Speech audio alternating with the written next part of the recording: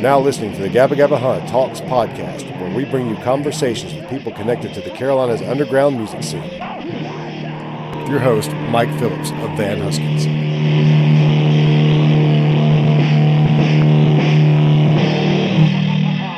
Hey there, and welcome to episode 27 of Gabba Gabba Talks. On this episode, my guest is Jeff Williams, also known as Biggy Stardust.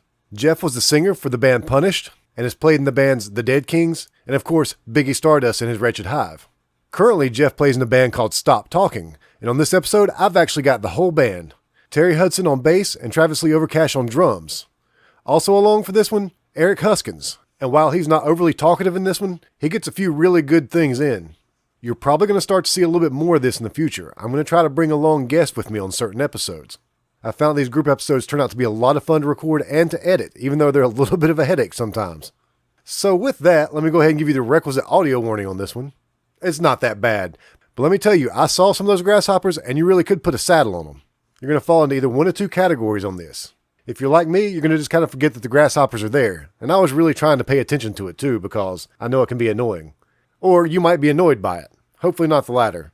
I could have tried to scrub it out a little bit more, but really it would have messed with the other audio, and I didn't want that to happen. Again, this one's a little inconsistent because of the way I was set up, and especially with Terry, I had to turn him way up. I should have made him pull up a little closer to the microphones, I guess. You'll also hear in the background cars, motorcycles, maybe an airplane or two, all a product of our location and a product of my recording style. I could refine all that, but it would take away from some of the fun that we have in these episodes. Now, before I get too long-winded, let me just remind you, this podcast is sponsored by Hobo Wolfman Records. Check out the new 7-inch by Poison Boys. You can also get the fill-ins, never heard of them over there, as well as the body bags and Home for the Day. Hobo Wolfman Records is always coming up with new cool shit on their website, so check it out, hobowolfmanrecords.com. And also a very special thanks to Regis Murphy, just a really cool guy in general, but if you're looking to buy a house, you can't go wrong with this guy. And if he can't help you out, he'll point you in the right direction. You can find him at Regis Murphy, socially distanced real estate broker with Helen Adams Realty on Facebook. From the corrections department. On my episode with the flight risk, actually I think it was from the outtake, but it's the one that I posted on Facebook. On the YouTube video, I mistakenly said that Floyd played guitar and Janice played bass.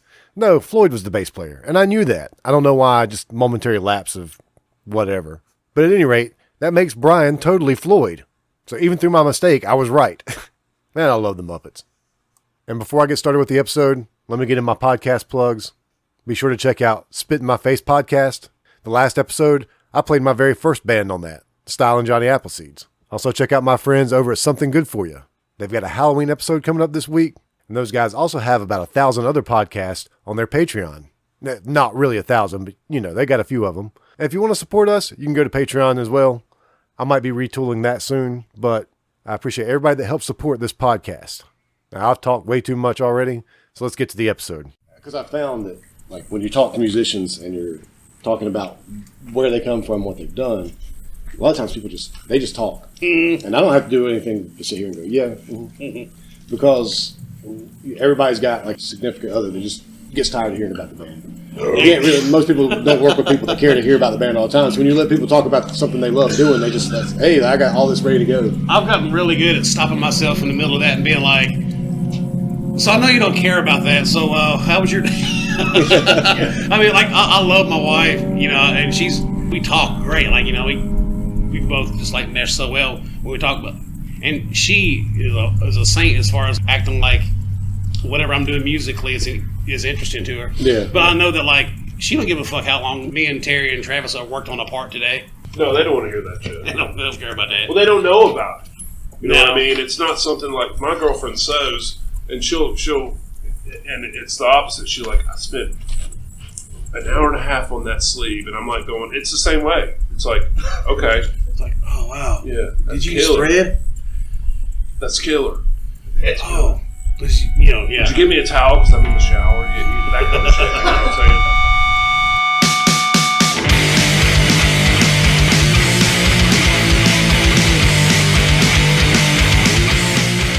It's weird, man. No, stop talking to band. It ain't a fucking project. Exactly. Now, I did say that. I said that on, when we first talked down there about it. I was like, I have a new project. And Joe was like, I called him. I was crying. Project. This is bad. But that's how I refer to a It's lot not of a project. I've gotten bad about saying the word project a lot. Yeah, because No, you said it in and practice. it's one legitimate, day. though. Yeah, And well, that's real. Well, yeah. no, I mean, a lot of this probably can be on the podcast. yeah, let's go ahead and start the podcast. But I was going to say, I'll get more into that. But like when it started off, I did sell it to him as just like Yes. as a 1 year thing. yeah, I'll get more into that.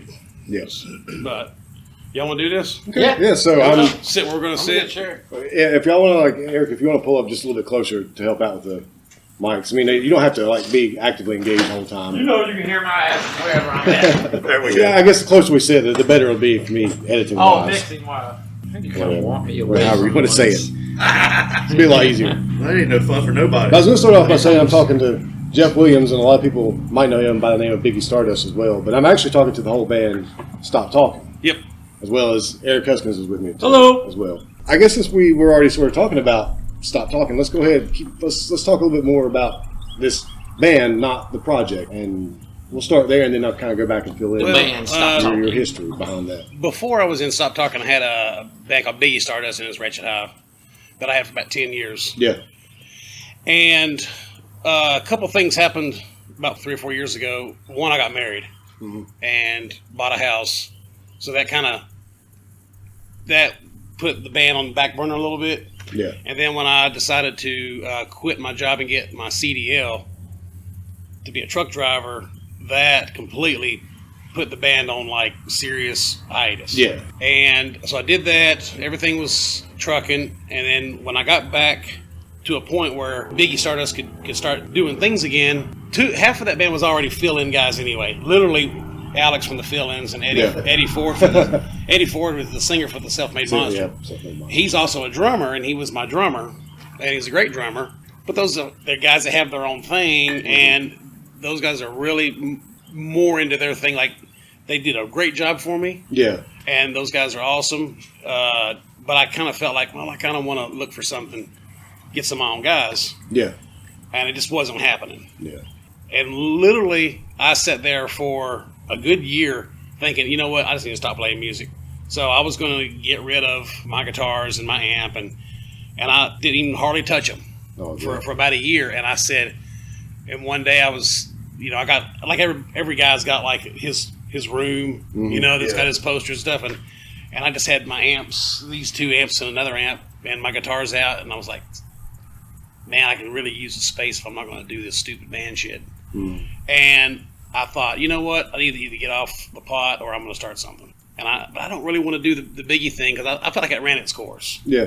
I did it for 10 years, put out 2 records, played more than 100 shows. I want to kind of go back to the way it felt back in 97. I want something to be more aggressive. Yeah. Whereas the Biggie thing was more Ramonesy, punky, but bluesy. And I wanted to go back to fast and heavy. Yeah. In your face. In your face, and without even thinking about it, because I enjoy playing rhythm guitar so much, and if I can just like play up tempo stuff and shout real loud, then I'm happier. And I said, I've had this title for a band, Stop Talking, for a long time, and I said, okay, I'm going to do that. Terry has been bugging me for years that I need to be playing music. Yeah. And it wasn't about me like trying to be in your band. Yeah. I was like, dude, because I think you had sent me a text. I've got this country song, and I'm like, well, fucking play it. I just wanted Jeff to play music. It wasn't about being in his band. No, you never did. We played shows together in other bands, and I was like, man, I love this fucking dude. I love watching this dude. He's fucking great. And I kind of bugged him about it. But go ahead. I was just going to say that, Terry's from the same thing. He likes all that 90s death metal. And this isn't a death metal band, but that's where I come from. Yeah. And I grew up going to all those shows at Jeremiah's. And I wanted to have that aggressiveness. Not so much that kind of music, but that's just part of me. And I wanted to be that angry and and he comes from that. He played in death metal bands. He's my age. He knows all about Venom and Agnostic Front and all these bands. I'm not even a huge Agnostic Front fan, but I love the aggression. And I've really gotten into stuff like Discharge, stuff like that. Okay. And Terry and I have talked about a lot of that stuff. And I was like, Terry, I'm gonna put this thing together. I was like, you'll be my bass player. He's like, cool. There was no tryout. Yeah. I didn't even know what he would sound like in doing this kind of music, but I figured, you know what, he comes from the same thing. It'll work. No, he just told me there's some guy named Terry coming over to play the bass, and he couldn't make it for several times. Well, Twice. and that's whenever. That's because I had to bury motherfuckers on Saturday, motherfucker. Ew, Well, gross. Yeah. Travis, Gross. who it's weird because I've always lived within a stone's throw of I worked at a Travis. I seminary. never knew him. Yeah. We're both Cabarrus County guys. I've known him less than a year. I seen Biggie one time, and I was fucking floored. I was like, wow, that's fucking amazing. And I really enjoyed it as a milestone. Other than that, Didn't even know he lived right down the road. But we lived Yeah, we lived 10, 15 minutes apart. Yeah. So, but I added him on Facebook at some point, or he added me, and he had put out there, hey, I'm looking to do something for people to jam with. So I always kind of said, you know, if I ever do anything, I might see what he wants to do. So it happened. We got together in February, practiced twice before Terry came along. And then this little thing happened. Y'all might know about it. The pandemic, the COVID-19. And it was like my wife, who has... my wife was like, maybe you shouldn't do that for a little while. So we put it on the back burner for, 2 or 3 months? Yeah. We kind of took, And, I'd say, about a month and a half off. Just to be safe. well, you know, especially when it just happened, you know. Yeah. like, when it first happened, everybody was like, oh, what the fuck?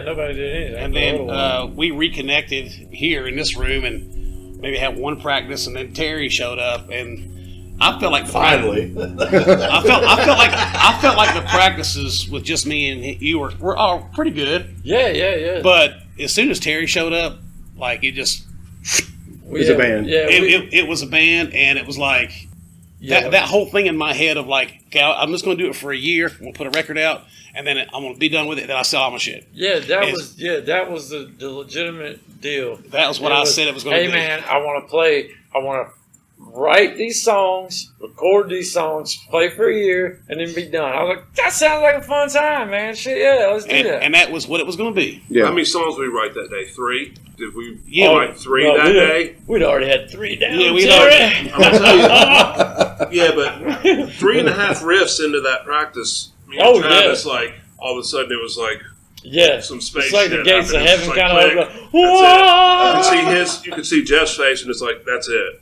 Yeah, and I mean, it took like 15 minutes to know this asshole. And just but because of, you know, Well, he's got a cool spot to practice. but you guys are both, you know, all y'all play music, so you know that like you've all probably been in different lineups where it might work, but it's not like it doesn't have any chemistry. Yeah. And like one person can change the chemistry, like if that person, you know, the person is there or not there. And I've had that probably out of 25 years. I've had that experience 3 or 4 times where the lineup is just right, and this just happened to be one of them. And I was like, I'm not gonna like limit myself to this whole year thing now. Oh, that's good to know. It might be longer than that. I mean, it might only be a year. You know, You never know with me, goddamn. yeah, I know you're the wild card, but I thought I'm a flight risk. I thought, man, this is like too good to like act like it's gonna only last a year because no, that's not gonna work like that. We have to last more than a year now because of the goddamn Rona shit. Well, yeah, that goes that. start. Well, the year would start the first show, and then like you know it would wrap up. But I'm not gonna do that, and that was stupid of me. That was me thinking I was being clever. Like no one ever does that. Everybody thinks they're going to be in a band forever. I'm going to tell you right now, it's going to blow up in a year. So, but it was a real interesting fucking idea, though. Yeah, like I really was. that like, is interesting, that's though. I so mean, if you think about it, we're playing a year, that's it. Yeah, Like, we're going to do a bunch of shows, and then it's going to be over, and you know I'm going to press like 200 vinyl, and then like that'll be it. No one, will, you know, move on to something else. It's a shame that y'all gelled together. Well, kind of in a way. Well, really, what's funny is that the moment that amp came out, like that amp is almost like it's weird. It's the 4th member of the band. This Because is the amp we're talking about. yes, Well, the story is, I'm gonna tell you, This is a crazy rig. the pandemic happened right when we first started jamming. Yeah. And I couldn't get to my SVT in town. And I'm like, what the fuck I was like, and I felt bad. I was like, dude, All right. We I ran can't it. get my amp. I ain't going down there because I was scared. Because it's No Dot Studios. I was scared to go down there. Y'all remember? Yeah. To get my amp. And it just kept happening. Well, like And Travis was like, I ran him through the PA first. yeah. Like, through the because PA. we hadn't- and then we and hadn't Travis was like, started I got this vocals guitar amp. It's a crate amp. Right Jeff wanted through that distortion because he had talked to me right before that, and then we pulled this amp out of some fucking I'm shed. country shed down in this motherfucker. He's got about 50 of them. Yeah. I hope the owner don't never hear this fucking podcast. And it was instant.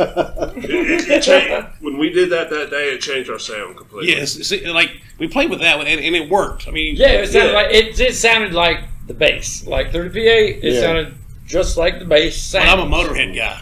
You But know? man, when we plugged it into that motherfucker, And I just and wanna be even dirty. When Mike and Trasham came out here like a few times to practice, and one time, the first time they came out, we played in that same shed that you started in, which is very small. It's like 10 by 10. It's not very big, maybe a little bigger than that. But he plugged his head in just to the cab, and it for some magical reason it blew a tube. And he had to put that head on, just the way that setup is. And he was like, Jesus fucking Christ. Jeff heard it, Terry heard it, all of them the same fucking, what the fuck? Like, it's a magical crate rig, man. Well, remember I tried the. And I'm a drummer, and I have no fucking, I'm like, it fucking makes noise, all right. Yeah, exactly. What pissed me off is the whole I was in a band, I was in a band called the Dead Kings, and the whole time that I was in that band, I wanted to have that sound. Yeah. I had a Rickenbacker, which I looked at it, man. I didn't even deserve to own a Rickenbacker because I can't play that good. But like I bought a Rickenbacker and got pedals. I had an SVT full stack with a Sun cabinet because I wanted to have distorted. Never could get it to sound good distorted. Yeah. We come in with that cheap crate piece of shit. It is. It's a crate. Yes, Yeah. yes. Crate's crap. And it sounds it sounds everything that I wanted. I remember the day that motherfucker. Jeff standing there with a guitar, just looking at me, man, what's the matter, man? He was No, like, we cranked it up, and "Fuck, it was I've like spent so we much all money like stopped. trying to We were get like, that sound, and holy you just bring Jesus. that motherfucker up here, $300 from piece this of cheap shit, ass guitar. and it sounds amazing. And we're running through a bass through the shit. We you know what I recorded mean? with So- it. Yeah, we recorded with that. It's Have you all like Absolutely. mess with the dials or anything? Kind of a little bit, but I figured nothing you wouldn't want much. to jinx it or something. No, I mean nothing much. Those I are mean, beautiful. No, yeah, Really honestly, we bad. didn't do a whole lot. I think Jeff kind of dialed it in. Jeff when we messed first with it a started little doing bit. it. I'll sit behind the set and come over here and like turn it this Yeah. way to make it a little louder. And He's it's got what a it is. certain well, I didn't bass want. sound he wants. Well, I didn't want it to be too. I didn't want to be so distorted that it just sounded like another guitar. Yeah, but I did want to have some bottom end to it.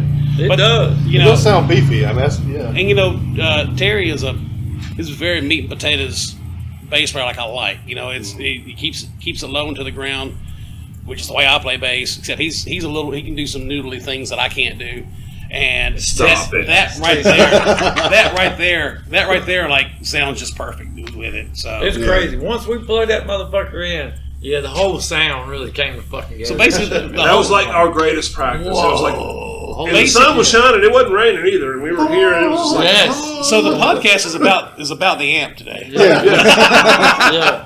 $300 fucking crate amp. It's But been it's funny, mentioned on if you could several have seen now. Jeff's face when I cranked it, you know, I hit a fucking low E and seen his face, and he was like, "Oh yeah, that's it." Yeah, oh yeah, absolutely. He was like, Yeah, it was- Terry was like, yeah, I mean, all right, do I need to do this or that? No, and Jeff was like, no, goddamn, that's fucking perfect. Holy You're shit. gonna see like half of Charlotte be playing bass with crate amps pretty soon. I want fucking royalties, goddammit. It will happen. Sponsor. I need a t-shirt. I know this much.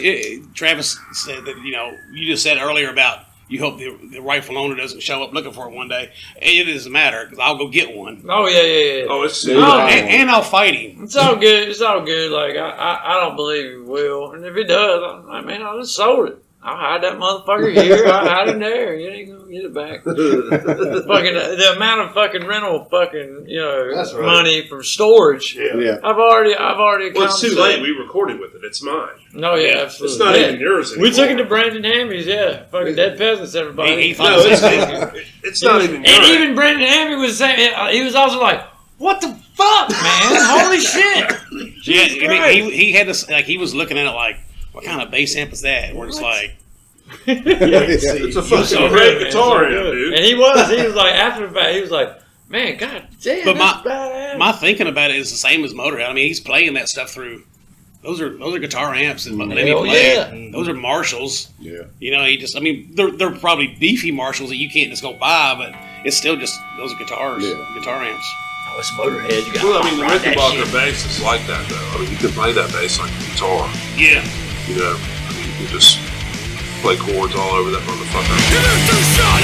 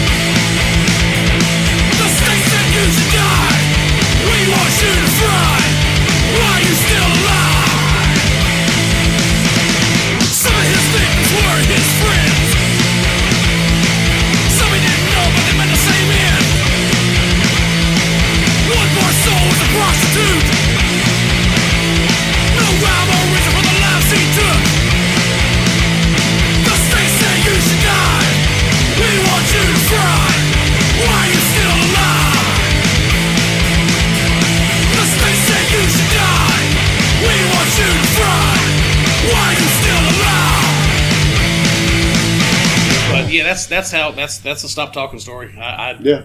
And it sounds good. The song you released, I don't remember the name of it, but it's about the Taco Bell Strangler. Henry Louis Wallace. Henry Louis Wallace. I couldn't remember his name. We called some shit about that, actually. Yeah, I figured you might, but it's whatever, you know. yeah. I got a little bit of blowback from it, but nothing. I mean, there was ulterior motives with that. I'm not going to get into that. Yeah. I didn't even mean to bring it. I don't know why. But I wrote that just because. I mean, I don't know about you guys. I remember when it happened. Yeah. And I always kind of wondered why. Like, it was a serial killer in Charlotte.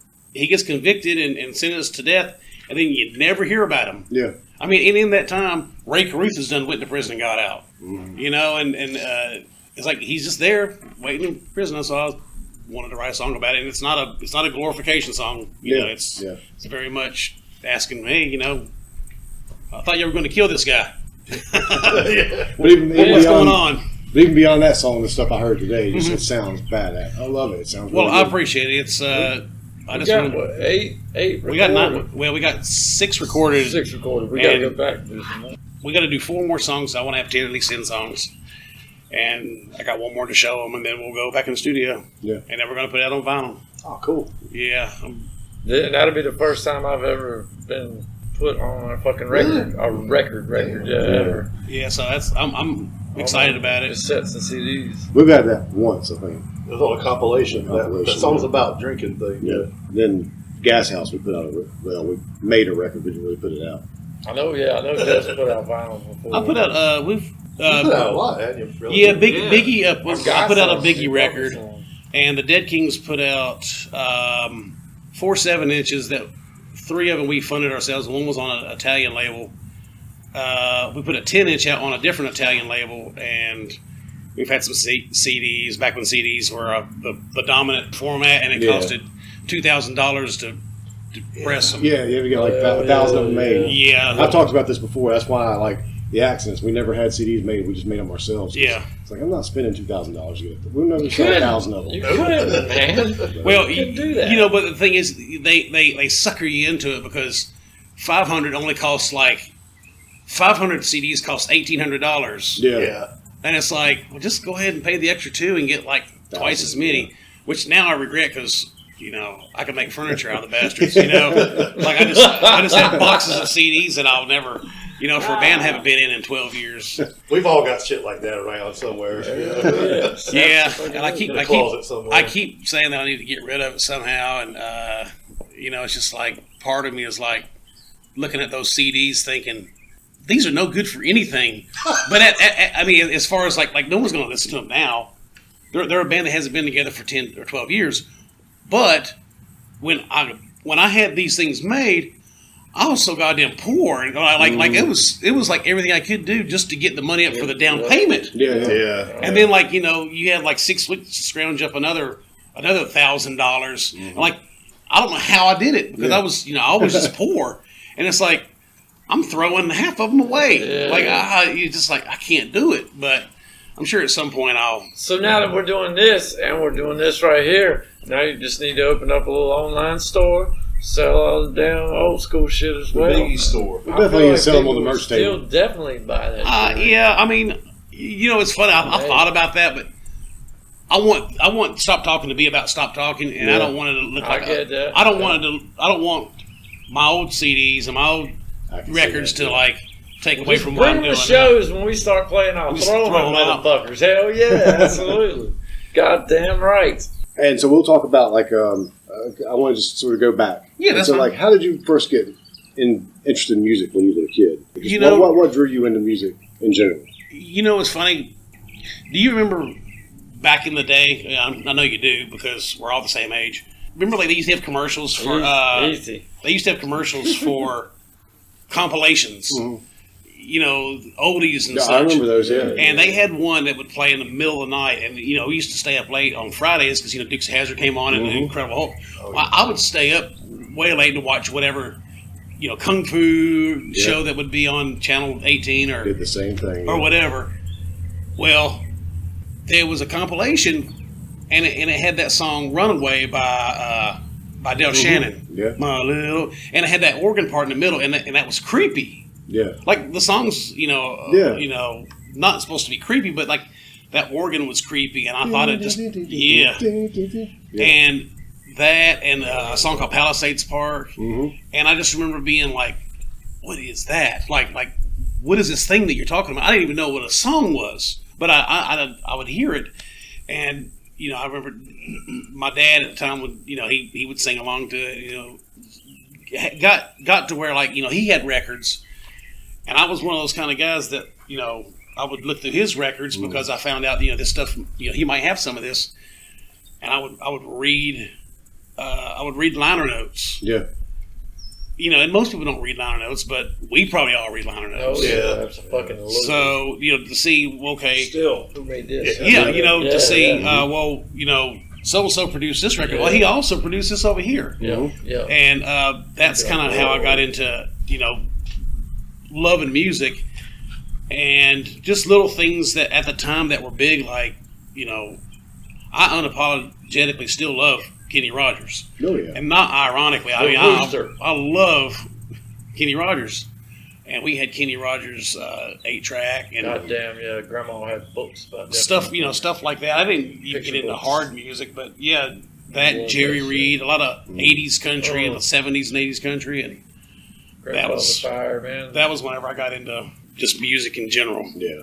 That's like memories I have of those. There's sometimes I'll be listening to a record and a song will come on and I'll think about one of those commercials playing in the middle of the night from a compilation record on, whatever. Yeah. And it just triggers that memory back to that commercial. Just like when you said Runaway, I heard it, the commercial in my head. I was I remember that.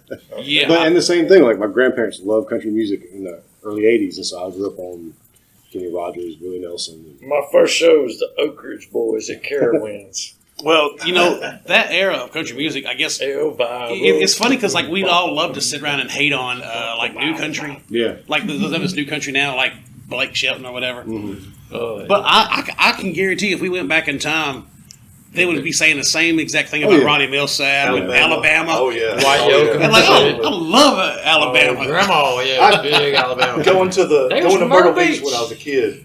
We'd always listen to 103.7. Oh country yeah, station, yes. Because it was when the signal would go the farthest. So I grew up on that shit. I saw Grandma, in her basement, working in her basement, 103.7. Yeah. So what drew you into music as a kid? What drew me into music? The first Van Halen record changed my life. Yeah. Oh, 9 years old. My neighbor had it, and he played it for me. And it's the first record I bought with my own money. That changed the game for me. Yeah. But my mother gave me all her Beatles singles when I was a little kid, and it's my mom that got me into rock and roll. Mm-hmm. Yeah. Well, I kind of say the same for my dad, although my dad was, and to this day really doesn't really care for music a whole lot, but he had a record collection as a kid. Yeah. And it was when he gave me access to that record collection. Now there was some good stuff and bad stuff in there, Yeah. but I quickly found the good stuff. That was it. It drew me into rock and roll, more so than I already was. Before that, it was all like, I like Kiss. I knew I liked Kiss, but also just like whatever everybody else liked Yeah. as a And kid. she gave me the Beatles records. That changed my shit. Yeah. But being a Tennessee boy in Nashville, Kiss was like off limits and shit. They hid me from that, and my dad had you remember the penny, you could send a penny and get, they would sell the records. Columbia House My dad had that records. shit. Yeah. And he got all these AC/DC records. He hated them. He gave them to me. He's like, you can listen to this. And I'm like, AC/DC is worse than Kiss. Yeah. As far as like sexually, Yeah. you know, and they're not letting me listen to Kiss, and I'm like, fuck. All the kids in my neighborhood had Playboys under their beds and shit. I had Kiss records that I stuck in, and I would hide that shit under Love my bed. Guns was basically a Playboy anyway. And now my mom buys me Kiss shit. Nice. You know what I'm saying? After all these years, now she's like, I got an Ace Frehley record. That's Should I guilt. get it for That's you? guilt. Well, it was like me one Trying time to when make I up for was that shit. when I was a teenager. I wanted to go see Iron Maiden, and my dad was like, he was letting me go to certain concerts at that time with one of my best friends. His brother was older. What year are we took us. talking? This was late '80s. So I think it was the Seven Sons Yeah. I wanted to go. And my dad was like, I don't know about that. That's kind of a little No, I bit too didn't. I evil didn't. or I whatever. He did. didn't really know what it I was. wish there was one after. But, he'd let me go see Great White and Tesla, and he'd let me go see Van Halen and stuff. But I couldn't go see Iron Maiden. And then a few years later, they came around, and my dad's like, hey, Iron Maiden's playing this summer? I'm like, yeah, I got tickets. He's like, why didn't you let me go like 4 years ago, Yeah, and I don't mean to like be ragging on Iron Maiden. Iron Maiden, I thought was the best band in the world before I heard them. Yeah. Because I mean, and I'm not trashing them like my wife loves them. I mean, they are a great band. Your bass player loves them too. But I had when you see the Eddie on the covers, you think it's like kill your mom and dad, Yeah. hail Satan, and then you hear it and it's like It's songs about history. galloping history songs with operatic singing. I was like, this isn't as hateful as I thought it would be. So Like when Megadeth had Eddie like the skull and their shit, and they kind of sounded like that image and shit. Whereas that when I saw all the Iron Maiden shit at fairs, like you go to the fair, Yeah. they have the fucking big posters and shit. That's the most I'm evil like, shit whoa, yeah, that's got to be some seriously heavy shit. And I'm like, the first time I heard it, I was like, what the fuck, man? Judas Priest is way better, man. It's pentatonics and shit. Damn. What the hell? But I mean, and granted, though, that some of the musicianship of it all is fucking insane and remarkable. I see where they're at, but they're misleading in their advertisements. but that first record with Paul Di'Anno singing, I mean, that guy, he should have had a career anyway outside of. No That's shit, something right? like Running Free. Mint Running Free is like, I'm sure that Maiden doesn't think it's their best song, but to me, it's like their best song. They still fucking play it. Yeah, I'm sure they do, just because the people love it so much. I go every time. I'm a Maiden fan. Both of them, Diano or it doesn't matter. It doesn't matter. I love it. But it's a personal thing with me. It's something that happened when I was a kid, and Maiden was who I went to. Mm-hmm.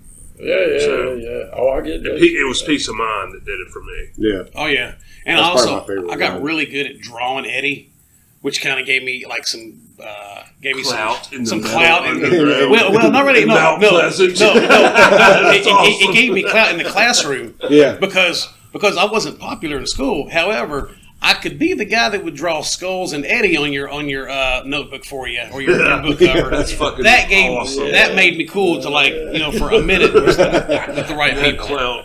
So what made you decide to pick up an instrument? And how old Well, were you at that time? I'm kind of a late bloomer when it comes to Okay. playing music. I got into heavy music like when I was a kid. Mm-hmm. Twisted Sister, that video just kind of, I know it sounds kind of, it's poppy now, but I'm like every other MTV kid. I got into, same here. and I kind of made my way, Twisted Sister, Aerosmith, and then I got into, I eventually got into Metallica, and because they were wearing the Misfit shirts, Same story. I was like, well, that They know them. that Last Caress song is pretty good. Let me hear some more of their stuff, and then that's just where that But I was big into the 80s. I mean, to the 90s death metal stuff. Back in the very early 90s, and I never really thought about being. I always thought I could be a singer, like in a heavy band, like a death metal type band. And I met this guy at a show. Remember that band, Obey Bizarre? Yeah, I do. I was friend with those guys, and they had a guy that was friends with this guitar player that would just coming to see him, and we started talking, and he asked me if I had ever been in a, if I was a musician, and I was like, oh, well, I'm a singer. But I was lying because I'd never been in a band. Mm. And he's like, oh, well, I got this project, with this band. I'm trying to get things off the ground. You got to come try out. So we talked and I went to his house. The drummer didn't show up. And he said, well, just, I'm going to turn the stereo up real loud, and you got to sing Angel of Death or Rain and Blood or something like that. Yeah. I forget what I sang. And I did it, and it felt goofy, but I did it. And he was like, okay, you're the singer. He didn't know anything either. He'd never been in a band that played out. I'd never been in a band that played out. So I was just a singer. And what was the name of this band? This band was called Punished.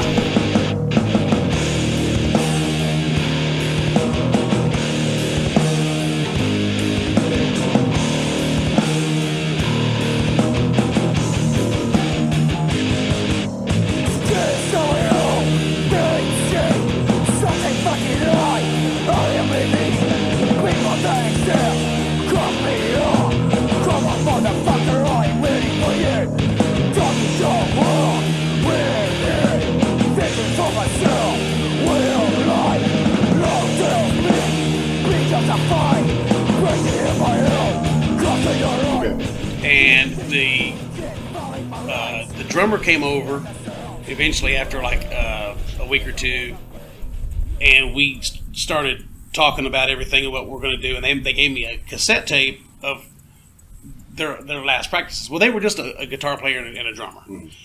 And at that point I had not even practiced with them. And they said, okay, we have these songs. They didn't have any names. They didn't have any lyrics.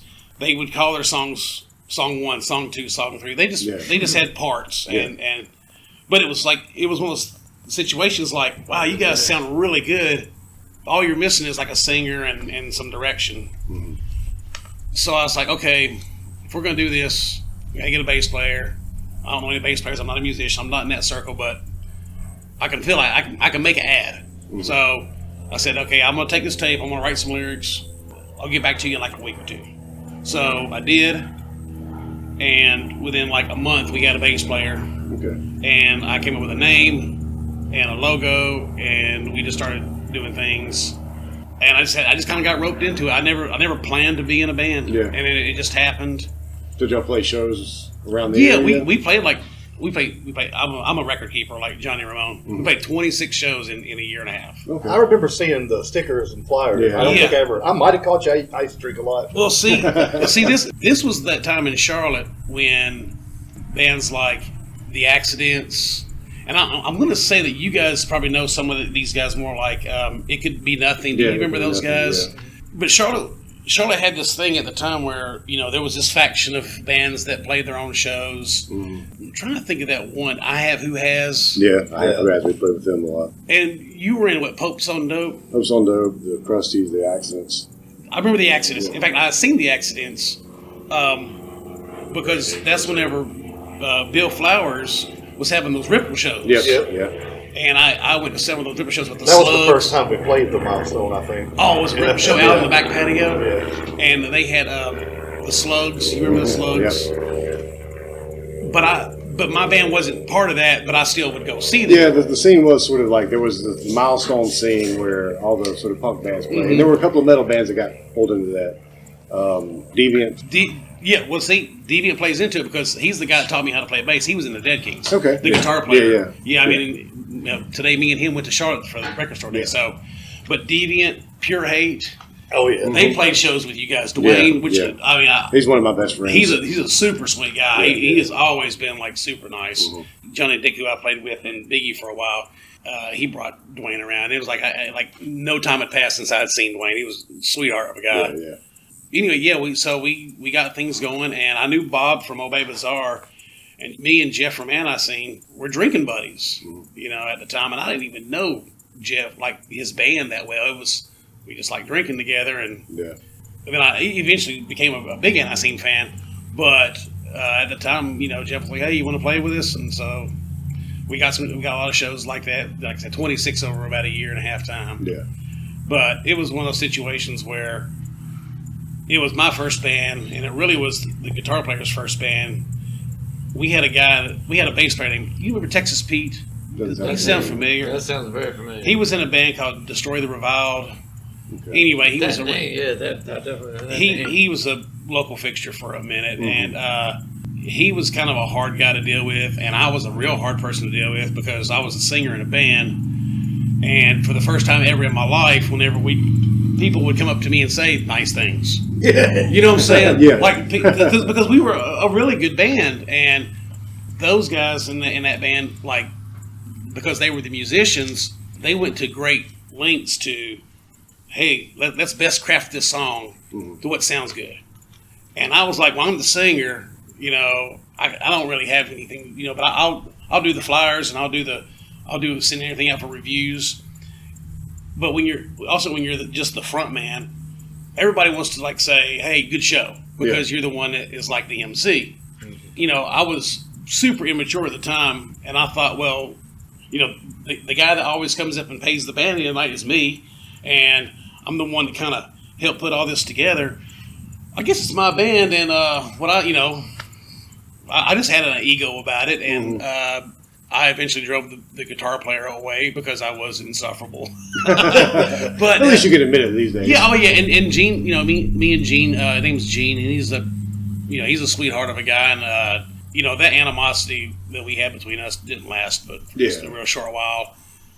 And he doesn't play music at all anymore, but you know, that kind of pivoted me on, you know, to want to play music because I didn't have any say so in the musical part of it. I thought I need to have more of a say in like coming up with the music. And that's when Steve from Deviant, me and he went to high school together. Yeah. Steve Winslow, he said, well, I can show you how to play bass. It's easy. You just hit one string at a time. You know, I'll show you where the chords are, and then we'll do that. And that's exactly what we did. I went and bought a cheap Washburn bass, and I bought a little amp. It was loud, but it was a little amp at a pawn shop. I went and bought a cabinet, and we just started writing songs. And he was like, okay, you know, this is an E string, and this first fret is that's an F. You go down 2, there's a G, and there's an A. Yeah. And then your next string over is an A. So he just taught me where the chords were, and basically that was where the instruction left off as far as learning how to play bass. I just played chords, and it kind of opened up the doors for me to come up with verses and choruses. And within a couple months of that, I was rolling, actually playing music in a band. Yeah. How did you get started playing music? What was your first band? Well, my dad wouldn't let me. So, you know, all through he left my mom when I was about 15 or 16. My mom immediately, because I played basketball and shit, immediately went and bought me a guitar. Yeah, you told me a story. And she's like, here it is. The day after he left. Oh, wow. And Gibson Les Paul Studio, I think it's the fucking first year they made them. I think it's 90. I don't know. And that, she's like, go play. Wow. And so I taught myself, you know, played death metal and shit, bands in Nashville, underground, you know, hardcore shit or whatever. And then came to Charlotte and met Racino, JJ, as I like to call him. Yeah. This dude I worked for had a guitar shop, and he was like, you're going to be the secretary of this guitar shop. So me and Jason met instantly. I think 3 days later, or 4 days later, basically Chocho Locos formed. Yeah. Jason was like, you're a bass player.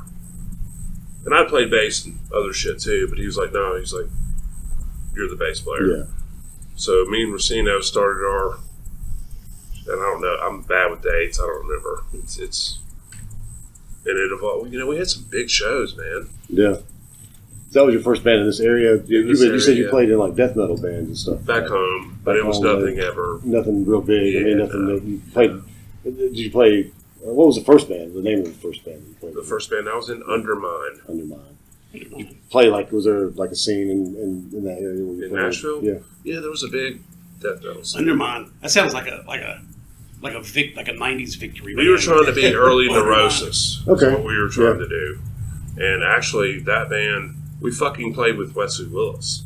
Wow. Oh, okay. Because our bass player was like, I guess this is late 90s before he died. And he's like, dude, I got a show with Wesley Willis. And I'm like, and I, you know, by that time I knew who it was, but that shit was nuts, dude. Yeah. It was fucking crazy, dude. He headbutted me, the whole deal. I don't know if y'all know who I'm talking about. Yeah, Wesley Willis. Yeah. It was nuts. Yeah, he was pulling big crowds there. He told me Undermine kicks a dead seahorse's ass. When he headbutted me. Which, that's one of the most incredible things anyone's ever said to me. Yeah, that's a pretty good compliment, I would say. Yeah, he kind of became a big deal there. Yeah. But when I moved here, I started playing rock and roll with Racino, Chocha, drug-lading fucking stories. Somebody told me that song, the "Shake It for Me" or whatever is that what it's called. Yeah, that's Chocha. That was like the theme song for Leather and Lace, and they said it was true story, but I don't know if that's true or not. I've never heard that. I want money if they fucking everything's head, goddammit. That was like their I need to see this for myself. theme song. Me and Jay, the story I think behind Mike Thrower told me that. Me and Jason were we were wasted. He was driving on right there where the Philosopher's Stone used to be, and this woman was walking her dog. And she was like, I'm going to say 45. She was hot as shit, and she looked at me because I'm sitting there, and then she looked at Jason, and Jason goes, "Look, dude, she's shaking it for two dicks." And that's how, because the song's "Shaking It for Two Dicks," really, and that's how that song. We wrote it on the way to band practice. So there's a rumor that is a song for. Well, it's something that Lace. Mike. Well, I played it on my when I was doing my live thing one night. I played it, and Mike Thrower said that something about how that's the house song at Leather and Lace. And he was probably joking, but then he said, "I said, really?" He said, "True story," and I'm like, I got it. I don't know if they actually if they ever actually played it. They may have actually played it in there. You know, That's amazing. I can see Terry Newfangled being things, like, you know? "Baby, I don't want to, but I have to go research this. I have to go check this out myself. It might take me several nights. I might come in at 2 or 3. When I tell Racino this, he's gonna be like, "What?"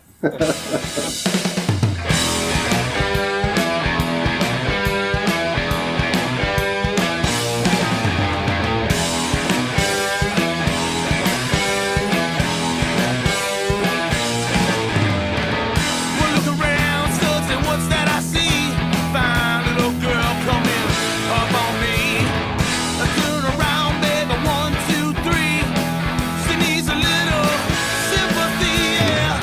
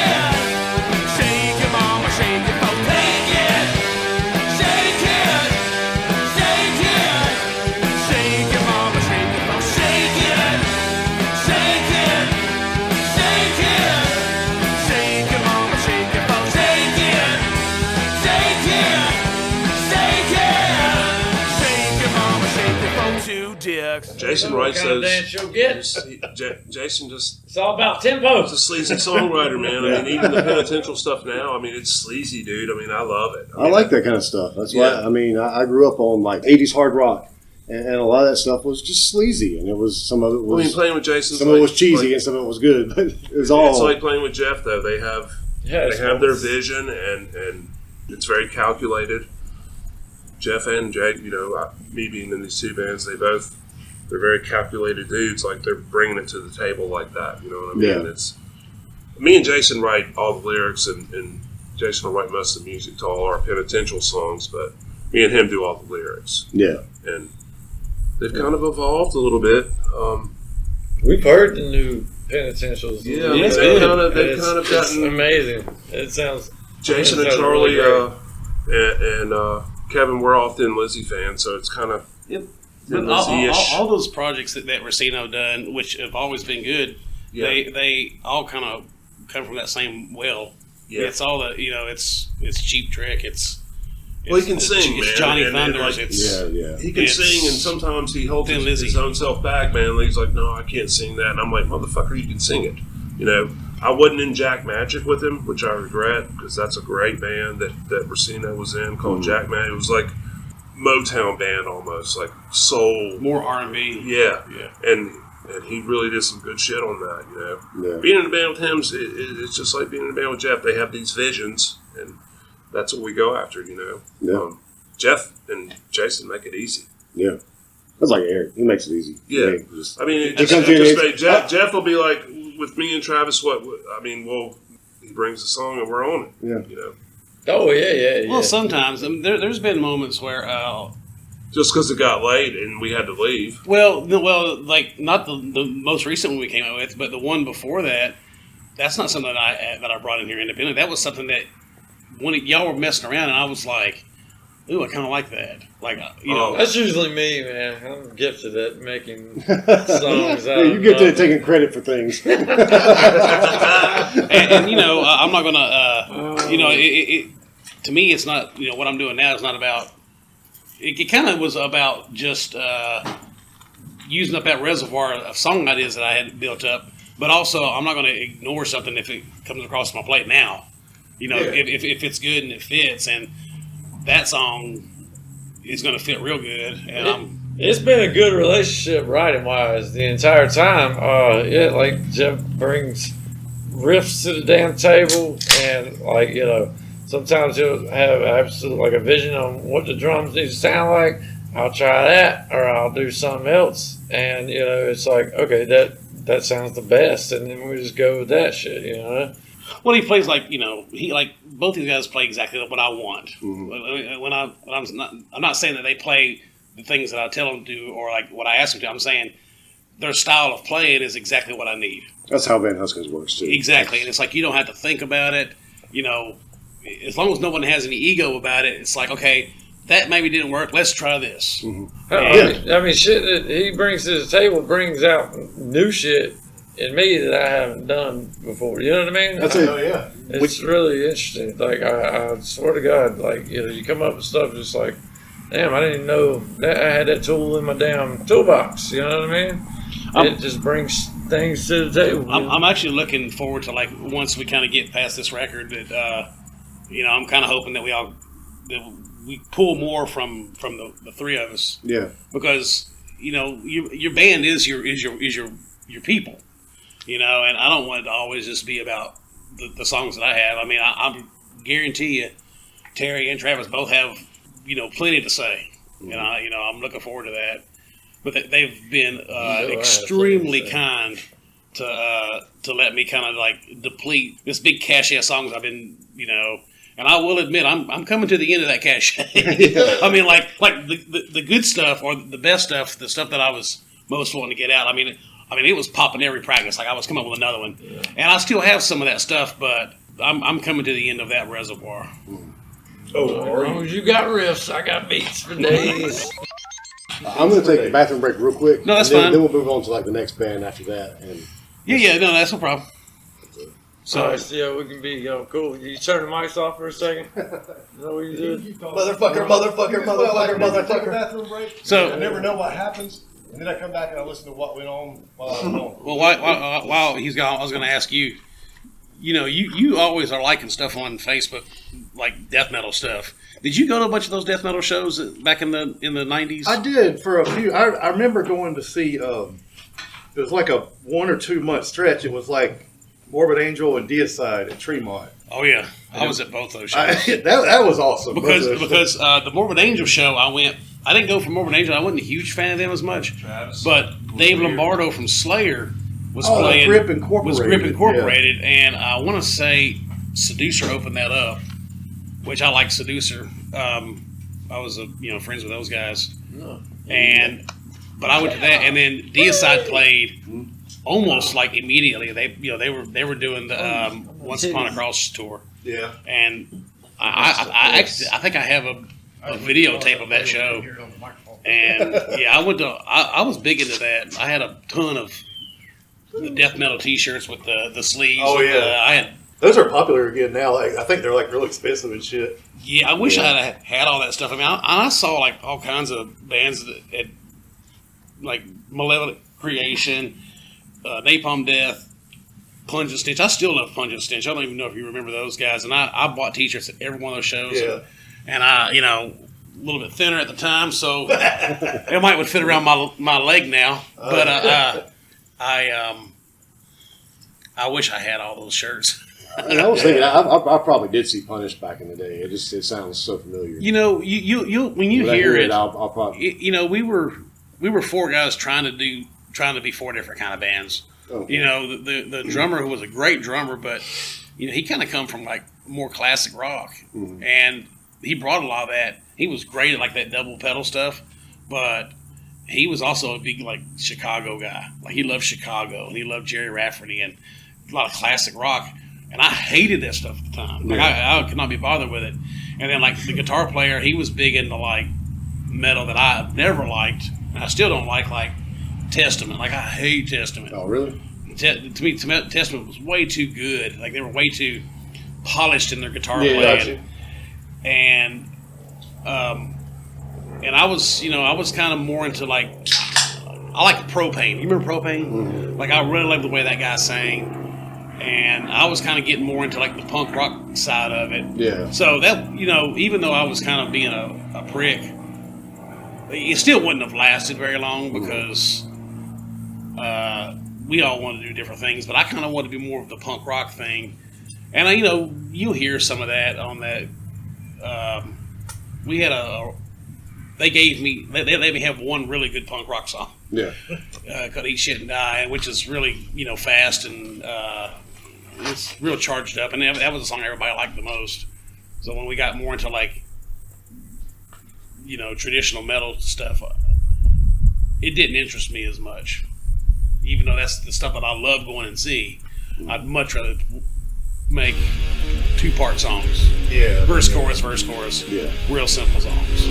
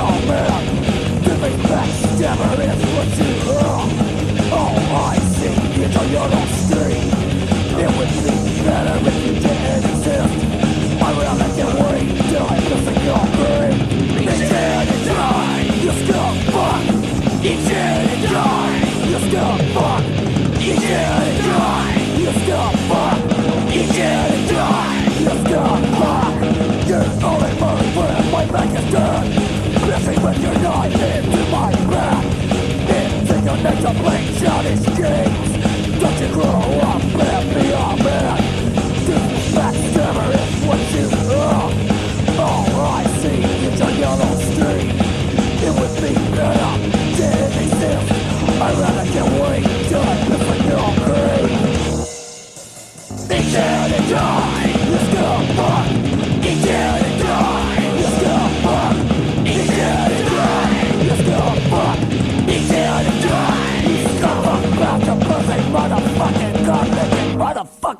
I've always, loved listening to metal because I feel like it's, lots of times it's probably pretty egotistical or something to say that, narcissistic, but when I listen to music, I always picture myself doing a cover of that song all the time. But if I listen to something like that, there's no way in hell it's going to be a cover, so I can just enjoy it. Yeah, there's no way. Like, that's a great point. How can I take? No, I've never thought about it like it. It's like it almost keeps me innocent. Like if I sit here and listen to like an AC/DC song, I think like, what would it sound like if I was doing that? Exactly. But if it's Deicide, it's like, there's no way in hell I'll ever be able to do that. I've never even thought about that. That's a great point. Kind of keeps you pure and innocent a little bit. Oh, that's so true. So after Punished, what was the next band after that? That's whenever I was Steve from the Dead Kings. I mean, Steve from Deviant. Yeah. Me and him, he's the one that taught me how to play bass, and we got together with. Remember Ooblish? Mm-hmm. They had a drummer named Chris Bean. Yep. I don't know Chris that well. I don't know him that well, but I know of him. But he answered an ad. I put the ad out, where you put the things where you can just tear off the tag. I think I had like ads like Reliable and all the places that you were talking about last week, which I want to kind of get into more of that. That was fun listening to you talk about that. But Chris Bean hit me up and said, "Hey, I'm a drummer. I'm looking to do something good and rocking." And after Steve and I had developed 2 or 3 songs, we're like, okay, we're going to meet up with this guy. Where the Chinese restaurant is on Central Avenue? It was where Milestone Music used to be. Mm-hmm. You know where the Chinese restaurant is, right beside it? Mm-hmm. Well, Chris had a practice space up underneath the Chinese restaurant. We were talking about this today, actually. Wait a minute. On Central in the Plaza. Yeah. Right there across the street from Harris Theater? Yes. I practiced in that practice room. Yeah. I had it for a long time, actually. Yeah, we practiced with Chris Bean in there. This is probably like 2000. And it was, it was pathetic. Like dude, we were smashing roaches and outlining them with Sharpies and shit. Piss would come down from the pipes. No, dude, we were smashing them and fucking doing the chunk shit around them. But the toilet line from the commode was dripping. Yes, and we're watching these people go eat there and shit. We're like smoking fucking weed out behind it. So, you couldn't piss there either. There's no bathroom there. Oh, that didn't stop us. We would go outside. But yeah, we went outside too. But I mean, yeah. So you practiced there too? Oh yeah. Like you were for like 3 years with my friend fucking Tom Stanfield and Swami. Oh really? Oh yeah. Yeah. Well, we would go there and we would practice, and that fell apart. I'm very forward thinking, so I reached out to my original drummer in my first band, and we started doing, went to Jamie Hoover, spent way too much money on like 14 songs that we should have never recorded. So this was Dead Kings? This was the Dead Kings, and we came up with the band The Dead Kings. Really? Y'all practiced there? Yeah, we practiced there. It was the first practice. It was like walking down on a Hammer set. Oh yeah. It would have been great for band photos, but it was disgusting. Oh, dude, it was horrible. You don't really want to be in. There was another little shit. Room to the well, there were so many Sharpie outlined dead roaches. Yeah. Once we kind of got moving with our second drummer, we just started cranking out songs, and because I always use the Anti-Scene model as it always felt like with Anti-Scene those guys. Always putting something out. Oh yeah. Like they always had a new record or a new 7-inch, and their merch stand looked like something from Walmart. Like they had all these shirts and they had all these records, and it's like I was just like, well, that's how you got to do it, know. Of course, if I just go and have these things, of course, our band would just be just as big as Anti-Scene. Of course, is wildly wrong of me to think that because they are a product of Jeff's hard work and the talent that those two guys had, Jeff and Joe. Yeah. But those dudes are Southern royalty. But those people don't get it. I use their model thinking like, well, we just gotta always be busy and let's just go play as far away as we can possibly play and put out records, and maybe somebody else will put a record out for us, and which it did work like that. Yeah. But we did not on the same level. No, not on the same level. God no, I wish. We did that for 10 years, and we had 10 drummers in that time, so we averaged a drummer a year. Which is funny because we never played with you. And like you were in our backyard, and that would have. Oh, it worked, man. Well, no, it would have been terrible Yeah, it would because probably been bad. At that point in time in life, we were very alcoholic at the time. So were we. So that would have just See, y'all just don't remember. He was number 3. Y'all just forgot about that. Possibility. What do you mean? He's forgotten too. Yeah, What do you mean were? but we did that for 10 years. Had a really good time. We played, drove a lot, wore out several vans. Like I said, we put records out in 3 labels in Italy. For some reason, it was Italy. I felt like if we ever went to Italy, we probably would have had some good shows because somebody there knew us. But like no other country in Europe was putting out our stuff. But Italy, for some reason, we had a foothold there. So you said that started around 2000, right? That's right. I think like the accidents, we were active throughout the 90s, mid to late 90s. And then there were a few years in the early 2000s where we didn't play because our singer decided he wanted to do other things. What a great name for We a dicked band. around a little bit, but just really didn't do anything. And then when he came back, we played for a couple of years between 2005 and 2007. We never played together. Who named that band? But I remember you guys being around at that time. Yeah, For what, the accidents? Who named it? Yeah, that's what a It was. great I name. think I kind of came up with it. But it was like a very generic name. Yeah. Because there's also a classic fucking punk band killer, called though. The Accident, and then there were several other bands called The Accident Actually, at the time. I thought Saunders' mother said he was an accident or something. Something like that. One day I was talking about how we were all accidents because we were talking about how none of us were playing birds. And I think it was just like, why don't we call the band The Accidents? Because we What a had been great to band Krusty's name, and though. I mean, then I think That's that's fucking just a great. great Yeah. band. me and Eric and Saunders had been together since Popes on Dope. And then when my brother started playing drums, we became the Krusties. And then when my friend from high school started playing drums, we decided we're going to change the name again. And that's when we just... Well, let me ask The you this, Accidents. since y'all both here. Were either of you guys in that band, the Style Kings? My brother was. My brother played drums. For the Okay. Style Kings. Oh, yeah. The Style Kings is where I got, because I thought the Style Kings, and I still to this day feel like that is the best band name ever. Yeah. I thought that was the coolest name. Yeah. Like, and I still think that, like, God damn, I wish I came up with that name. I was influenced by the Style Yeah. Kings for the Dead Kings. Yeah. Not long after I came up with that name, we already had a CD. I regretted it immensely because it is the most generic, stupid name. Like the Dead Kings, it didn't mean anything. I like that shit. I thought it was generic, and it was a It made me think about shit. 'Cause well it's like in the Europe Dead at the Kings time. or- Like when we put our first CD out, Dead Kings. there was 2 bands called Necro something. They were like a psychobilly band. Okay, yeah. Necromantics, maybe? Necromantics Yeah. and Bratmobile had a side project. Guess what they were called? The Dead Dead Kings. Kings. The Dead Kings. Yeah, I knew there was another one out there. And they, of course, because they had the members of those guys, those bands, that's what everybody was into. And they put their record out at the same time we did. And it was like there was 2 Dead Kings, there was us, and then there was the one that had the famous people in. Yeah. And I was like, God damn, like I can't catch a break here. And I regretted that name. I wish I'd have been just a little bit more clever. I just wanted something. Like I even just went and got like some misfitty looking letters out of an ad and pasted together to make the Dead Kings logo. Mm-hmm. And I mean, I just regret like not being as original as I should have been.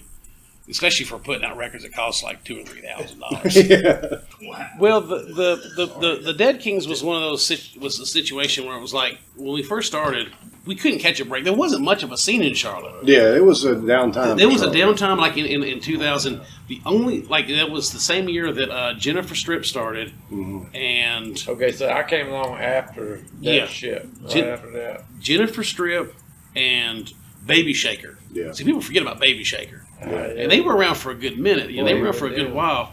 But those 2 bands and us were like the 3 new bands, and there was nobody else. And I seen actually had a moratorium. They weren't playing Charlotte.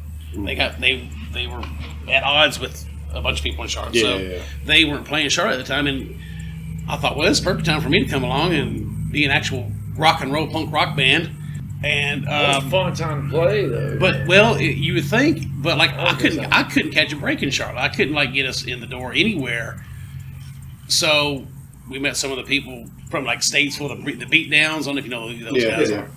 And made friends with some of those people. We would go and play Statesville and Hickory, and it would eventually worked its way out to we were playing Tennessee and Kentucky.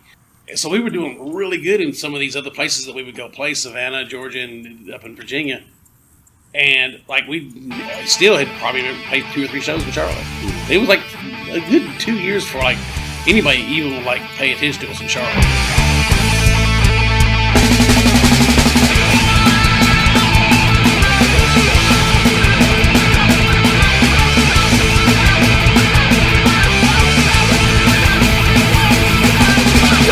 Astronaut took us like the she was hot. Ben and Johnny also there in the space, there's no air. Something happened really bad, but then this one they were glad. We can now lend you a hand, I'm the hell like rubber band. He can't be my Jeremy when it comes to please the girls, but he's got priorities, he must first go save the world.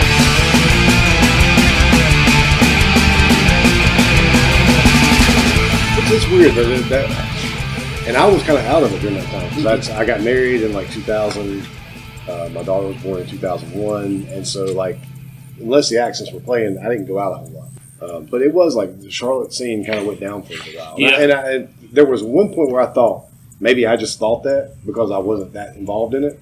But when I've been talking to people, I've learned that really it just, and then it came back. You know, it kind of came back with a vengeance. Neil really kind of brought it back at the Milestone. Well, when Neil started the Milestone, I feel like that's whenever shit just started popping off. Mm-hmm. You know, like Minority Party popped out. Yeah. And you know, some of these bands were good. Some of them, you know, maybe not. I don't know. But like the Rotten Liberals, I don't know if you remember those guys.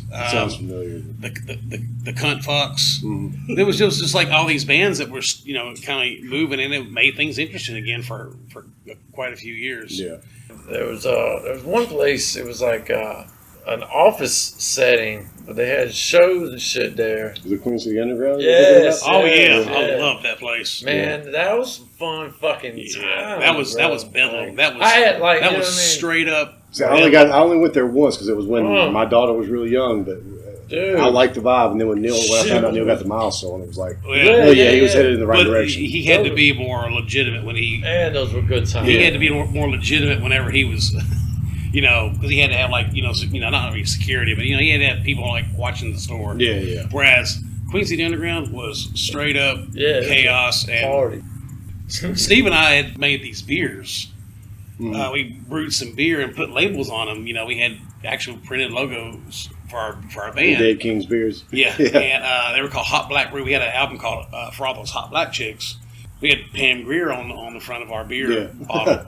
I mean, we were almost kind of selling them as like a novelty thing. It was real beer, but they was real beers whenever we were selling them at the Queen City Underground to people. We weren't looking at driver's license because that's not anybody wanted from us. Dude, yeah, it was crazy like that, man. Like that shit was like wow, like all types of people. It was just free for all as far as that shit. That was a fun fucking place to play, man.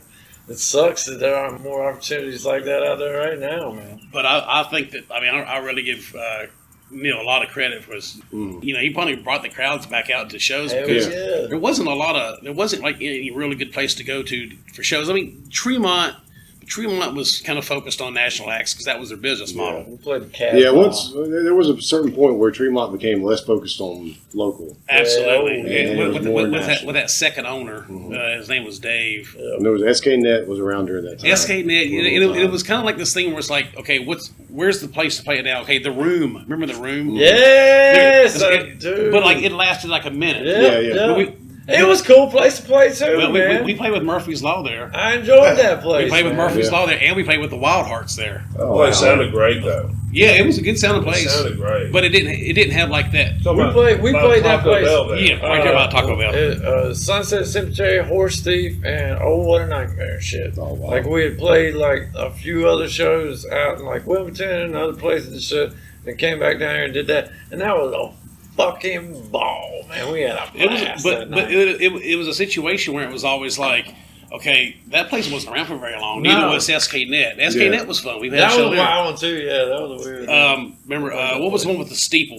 Steeple. Oh, it was called the Steeple. Yeah, that was a cool one too. It was a cool place. I wish it that didn't place last. was still here. Then it turned into Peculiar Rabbit. Now I think it's turned into Condos. And then most of us remember Fat City. Yeah, but I mean, sadly that didn't last. And I love Fat. Man, I love that playing shit Fat was City. so great, man. Minus the sleazy Yes. KC-ness of it, Yes. Other than that was a fucking rad place. That was a great place to play, and But when Neil kind of gave all of us a home to play, like I felt like he did the music scene in Charlotte a real service. Oh, he did, and I'm gonna have him on the podcast. He put the work in. We talked about it, dude. And I Such a great. I feel like dude. he brought that back because I remember when it was the Ryan McGinnis Twiggy place, and like Bill Flowers was still involved in it. Yeah, he was still involved, and I love those years because that's when we played there all the time. We were playing there too, but it wasn't quite the same. Yeah, as and then before or after. Whenever Neil took and kind of built it back up,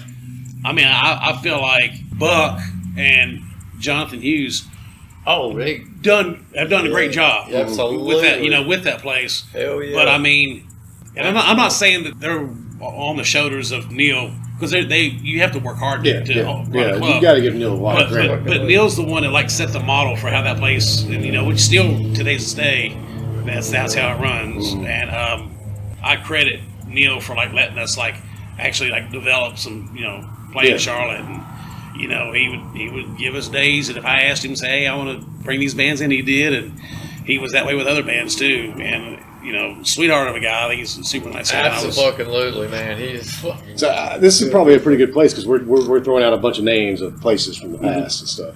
To kind of back up just a little bit, we're the same age, so when we discovered Charlotte, we used to come to Charlotte a lot and discovering places like Repo and Milestone Records. You were hard to find. You said you wanted to talk a little bit more about that. Well, I was just going to say, when you were talking about that, it was funny because, like, y'all would come together to go to those places, right? To me and Steve Wenzel, it was the exact same thing. Yeah.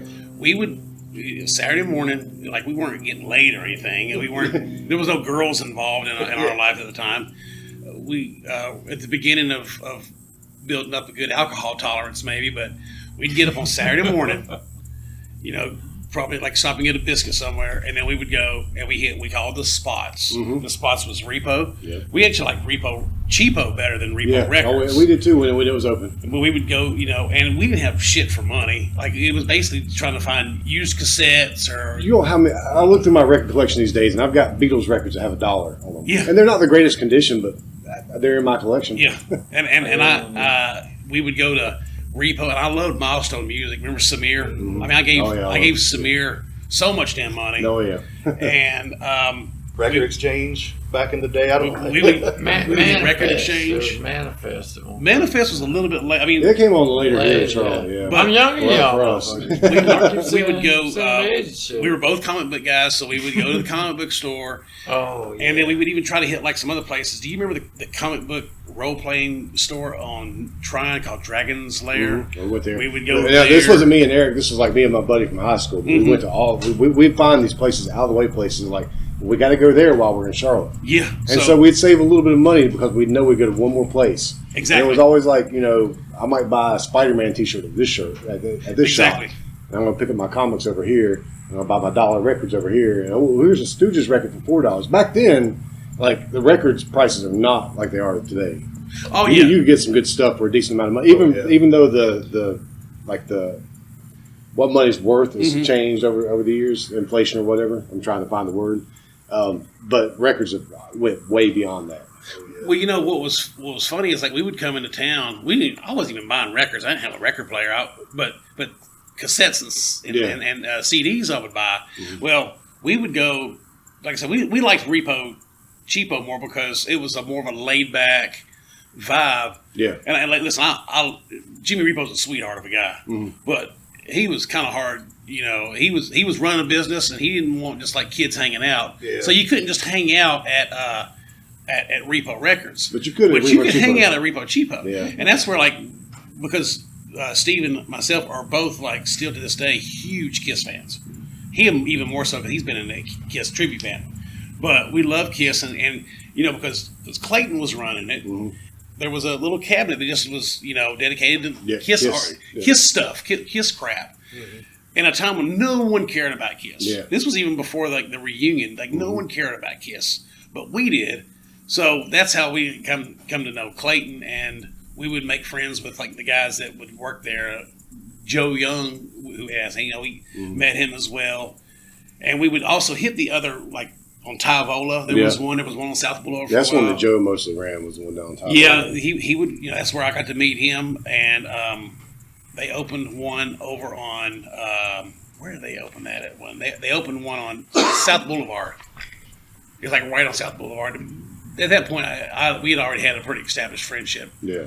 But yeah, we used to love going to, and it was funny because when you were talking to Clayton about it, you were telling your story of that, and I'm like, that's exactly what we used to do. Like we weren't Charlotte people. Yeah. We were from Cabarrus County, and nobody when I went to school was into like subversive alternative music. Yeah, it's same here. We had to find it. Me and my buddy, a couple of my buddies. Yeah, Steve and I and a couple, like two or three other guys, we were the oddballs because we actually liked Metallica. And at the time, Metallica wasn't even like, Metallica was kind of almost like an alternative band. Yeah. Because even the metalheads didn't wear their shirts. I mean, the metalheads wore Dawkins shirts, and they wore AC/DC shirts. The hoods, we used to call them hoods. Yeah. We used to call them that too. The hoods would wear. They wear that. That's definitely what I was called in middle school. Yeah. But I remember like Steve and myself and a couple other guys would wear Metallica shirts, and then there might be like the one guy that would wear the Danzig shirt. I thought of that. Do you remember that feeling? That's like us. We were the weird kids. We weren't really the hoods. We fit in with those guys. We listened to some of the same music. We weren't preps, but we kind of like got along with them okay because we were, I guess, smart kids and we were in the good classes and shit, whatever. But we were the weird kids. Yeah, we found punk rock. Well, I know how we found it, but we found punk rock, and it was like we go to Charlotte to find all that stuff. Yeah, because you couldn't find anything good or interesting at like what Camelot in the mall. Well, Camelot. Camelot did turn me on to some good stuff because Camelot had a decent selection at the time. They had like a lot of combat records. I remember. Yeah. They had a lot of, and then at one point they got rid of a bunch of them. Like when they stopped selling vinyl, they discounted a bunch of it. I bought like Chrome Suckers and GBH and all kinds of stuff like just for $1. Well, I did the same thing too because they would put all on their cassettes. They would put in like the bargain bin of things that are probably like worth money now. Yeah, like Rigor Mortis. And all these other like bad like Ratos Toporos. Yeah. And it's like I bought every bit of that I could. Agnostic Front, like you're talking about Agnostic earlier. Front and Atrophy. Yeah. All in these bad nuclear assault records, and it's just like I bought every bit of that stuff that I could. But it was a corporate place, so it wasn't like when you went to Repo. Repo was cool, man. It was like there was letters to Gigi on the wall, and there was like flyers. It was Morbid Angel and Seducer flyers, and it was more exciting. It was more organic. A sense of danger almost. Like if you're young, you're like, well, look, all right. So what's going on here? I come from a little bit later in the century of some point in time. So Camelot was really like one of the first fucking record stores that I was really ever took it to. Like my dad drove me to a mall in a 65 fucking Ford Fairlane. I bought Appetite for Destruction and Naughty by Nature. Hell yeah. I put Naughty by Nature in a cassette, in his player in his car on the way home. What the fuck is this? What else did you get? And I took that out and put Guns N' Roses in. He was like, all right, fuck, thank God. But after that shit, my uncle took me to like Infinity's Inn and shit. Oh yeah. One stop. Probably like it was a stop. 13, man, and I was like, just for like, and it was just like that. Like there was fucking posters and shit and flyers on the wall. And it was like, whoa, what the fuck? I'm getting incense tobacco and accessories. Shit. Yeah. You know what I mean? But it was really fucking cool. When we went to Infinity's Inn, we didn't care about the tobacco accessories. We went for the T-shirts and the stickers. Yeah, it wasn't for my uncle taking me out there to see that kind of shit. I was like, what the fuck, man? Like, it opened up a whole new fucking door in life. That, holy that shit. and Rock and Roll Emporium. Oh, yeah. Rock and Roll Emporium, that was a big place. And that was awesome. And you go in there and just get harassed by like the sales staff to like, hey. It's always like going to Can-Am at the beach or something. Man, it was rough, man. They were like power selling hard. And But yeah, we used to those two Infinities and also the Army Navy store because it was like it was 2 spaces over. But yeah, we hit the spots and we were poor as fuck. I don't know why we were even back out then, there. yeah. $60 could buy you a bunch. You could come home with a good haul for $60. Well, if you had $60 to spend, if you had $20 to spend, you could come home with some stuff. You'd buy those $2 cassette cutouts. Like I remember one time, my buddy Saunders bought some New York hardcore band called Straw Dogs. And before we were home, he had thrown it out the window. Oh yeah, I mean, it didn't take long to find out that all those bad '80s metal and hardcore. There was a reason why they were showing up in the why they were showing up. The bargain bin and even like the more established bands. It was always a shitty album. Like it would. You really got to have a fucking taste. That GBH album I bought for $1 at Camelot. It sucks. Yeah, and like Exodus, like it would always be like.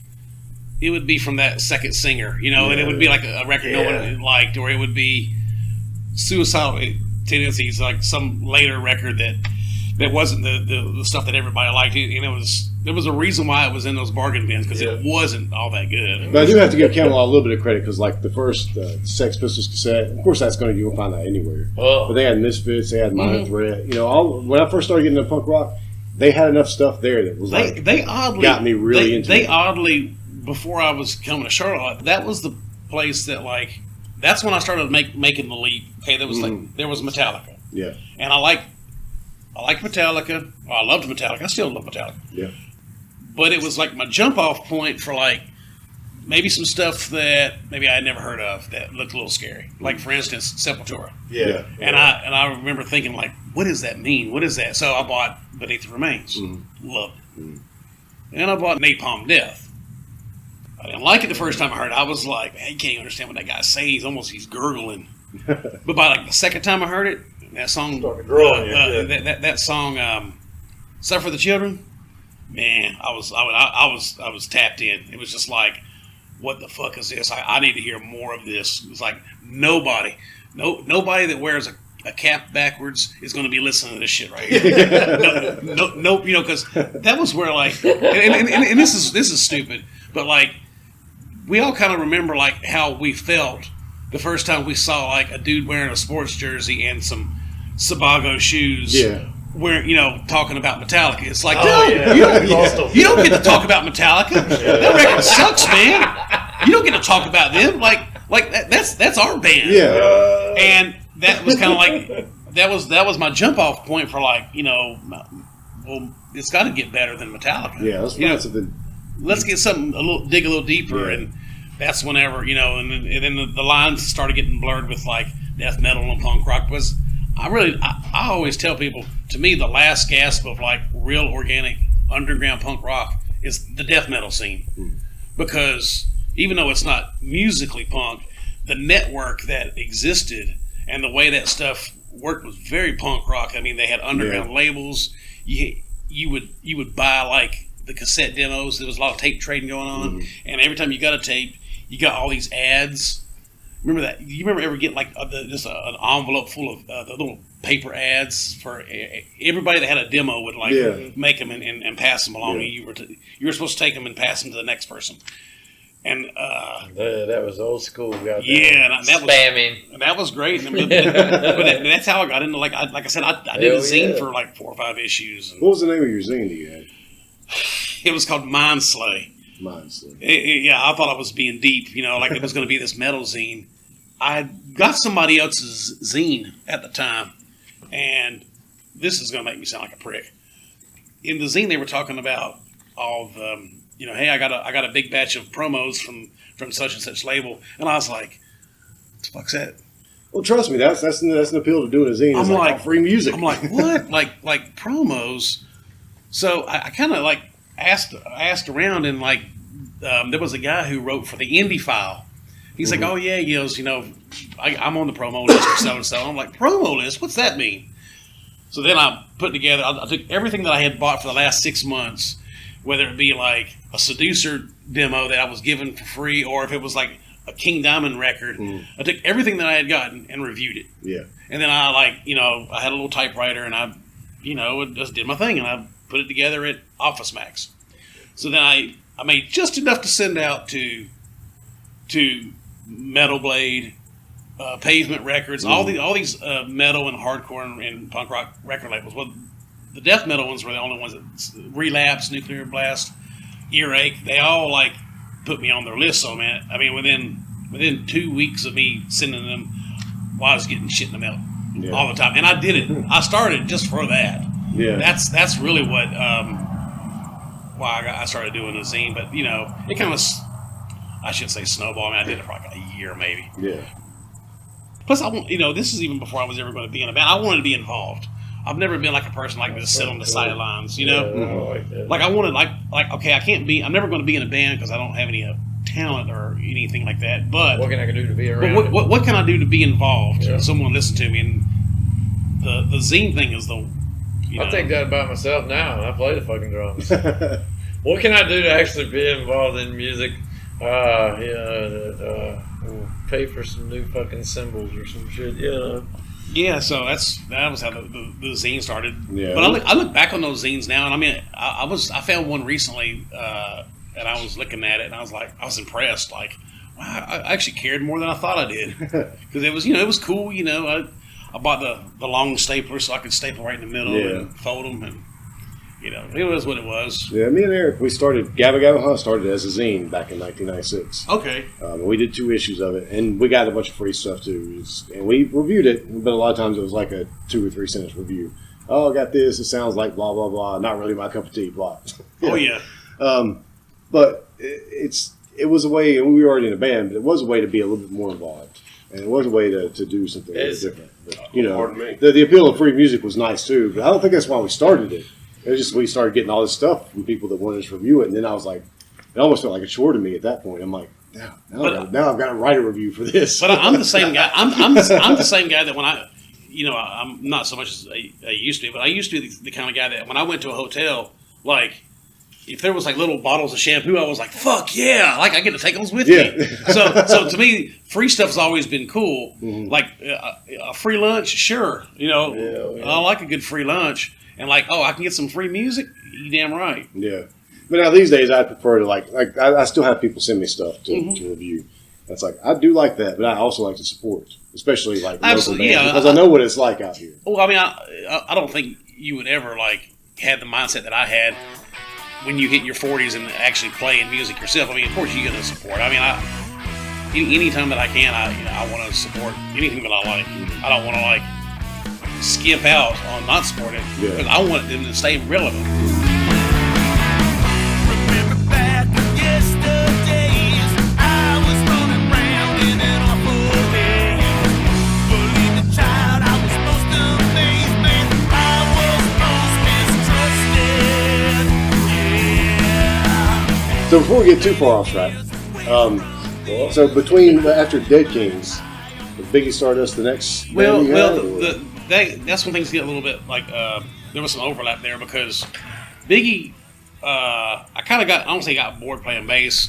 I was really interested in playing guitar and kind of doing some songs that didn't quite work because the Dead Kings was like a punk rock version of Twisted Sister. Yeah, like it had, because we were both. I'm a big Twisted Sister fan.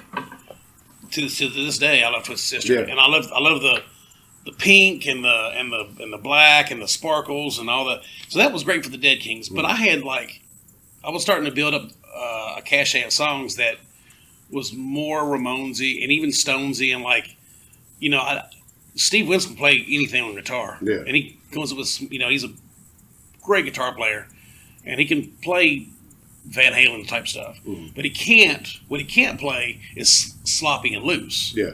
Well, I can play sloppy and loose and play, you know, I can play solos that probably aren't right in the right key. Yeah. So that's what I wanted it to be something, you know, more experimental, something that took some chances that I didn't want at Dead Kings. And it just so happened that like after I had both bands going at the same time, things were kind of wrapping up with the Dead Kings because the Dead Kings had reached a point where it was just almost such an ordeal to do because we had 4 members. We grew from a 3-piece to a 4-piece, and we had a guy named Kevin Henson playing drums and a guy named C.J. Witt as our second guitar player. Yeah. And then they had a girl between them that like left one and started dating the other. So there was the weirdness there. And we also, at the time, we had a lit up neon backdrop with our logo on it. Yeah. We had 2 stands that had like lights on the front of them and steps in the back for our go-go dancers. We had 2 go-go dancers. We had all this shit. We had we're the reason why there's a curtain at the milestone. Do you know that curtain that goes across? Yeah. That was Neil let us put that up. Yeah. So, and we had guys that would come out, tall guys that would wear black execution hoods with baseball bats, and they were our security. Like, it was just a fun show. Yeah. But in order to do that show, we had to get there. If we were playing on a Friday, we had to get there Thursday to start setting up.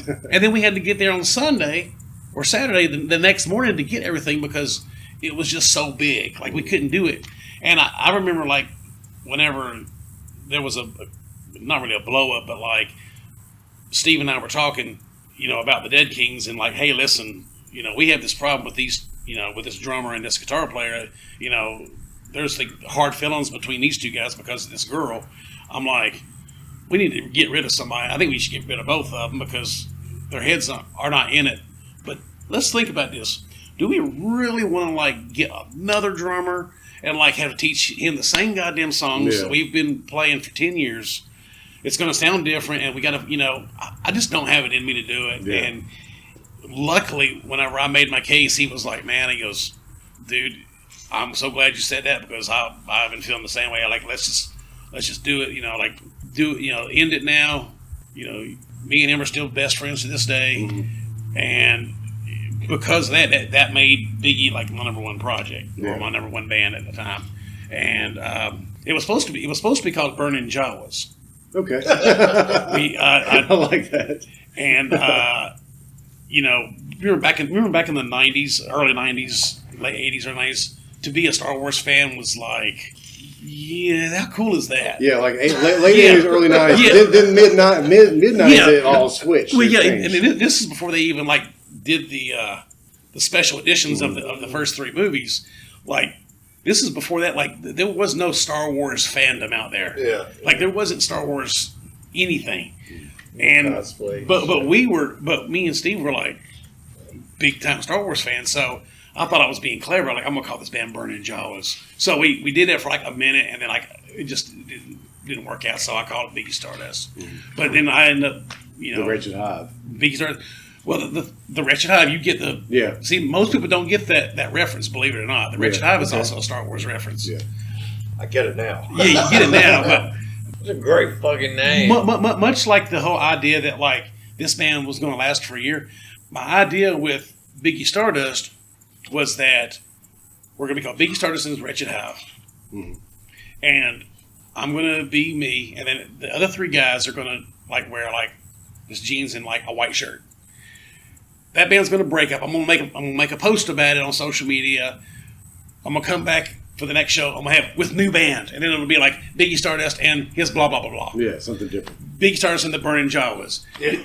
And they were going to wear a different color shirt. So they would be it would be like a whole new band, even though it'd be the same guys. Yeah. Because if you remember on Batman, mm-hmm. the old TV show, like there was a new bad guy every week, whether it was King Tut or the Joker, but the henchmen were always the same. The henchmen were always the same. They just all wore the same shirt, but a different shirt from the week before. Yeah.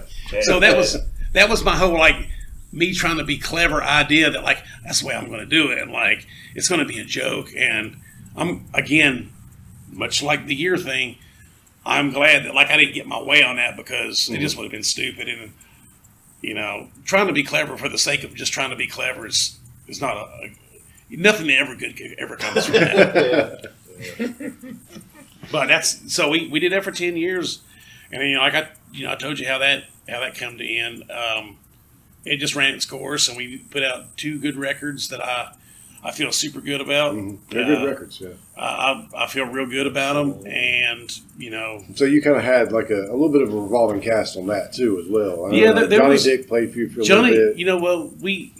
When we first started, it was me, John Bowman, mm-hmm. and Kevin Henson and a guy named Mike Williams. Mike Yeah. Williams was the other guy that was in that band the whole time. Yeah. And no relation to me, but he's a super nice guy, and he was the other guy that we shared that together the whole time. Yeah. But we did go through, like we had Kevin and John was the first incarnation. They rounded out the band. And I want to say John left, and a guy named Peanut came along. He played bass. I know Peanut. You know Peanut? And which was weird because he only did one show with us, 1 or 2 shows. And we played a rockabilly festival in Winston-Salem. And it was the only reason that I was ever glad that he played one of those ugly-ass Steinberger guitars because we were in a, everybody had the big bass, the big stand-up bass, and here he is with a Steinberger bass, and it was kind of cool because like no one was interested in seeing that. Well, there's like the headlet. Yes. Yeah. And it's like black and kind of Yeah, and it looks foxy. yeah, and it was like the whole '80s thing where everything looked like a spaceship. Yeah. And but he was in the band for a little while. Him and Kevin were real good friends, and they ended up quitting on the same day. Yeah, I think they were in Carry On Bomb together. They were on Carry On Bomb. And- So they quit, and I kind of figured that would be the end of that band. And it kind of sat dormant for a little bit, and then I met a guy named Chris. What's his name? Chris. I forget. He was Team. no, and Johnny 16? Dick. Johnny Dick and Chris came to me from different. Like they didn't know each other, but like they both joined the band at the same time, and that was like a really good lineup. I hadn't really known Johnny before that. I remember his band NME, Yeah, that's and what I know. also the little short time he was in Fat Tortoise Butcher. Yeah. But that guy's a monster bass player. I mean, and he was just like. Careful. No, he's a different kind of bass player. He's Joking. he is Such a dick, though. he is one of those kind of guys though, because I wanted him to be the singer in this I band. didn't know he was in Fat Doors Butcher. He was in Fat Tortoise Butcher. No, I've seen He him. was the skinniest guy in Fat Tortoise Butcher, Penitentials. Yeah, I know. Yeah, he was. And- He was. But he Johnny was, he's a real notey bass player. I know who you're talking about. And He he's is good though. And he was gonna. I thought he was gonna be the front man for this band, but it didn't work out. They used to have the Yeah, no shit. Yeah, Yeah, I he was forgot gonna be that the- he we- was- we- they used to yeah. have the front room at Noda Studios. Fat Tortoise Yeah, Butcher Jeff did. wasn't. Yes, Jeff yes. wasn't You going to walk in sing and in it this was band. Like, right- yeah, right Johnny there. was going to do it, man. But he had like a lot of other commitments and stuff. Yeah, and I mean, and that's fine. It worked out. I like being a 3-piece a lot more, Yeah. but no, Johnny joined the Biggie band, and we recorded a record, and it was, it was all I ever wanted it to be. It was to me a solid record. We recorded in a place much like this, Yeah. out of my mom's house, and kind of like anything else in my life when it comes to music. Your mom's house have race cars? No, she got a big garage. but no, we had it was we did it, and then like anything else in my life, when it comes to music, everything comes in twos. So if one guy leaves, another guy's going to leave. I mean, it's always been the game of trying to replace band members. I hate it.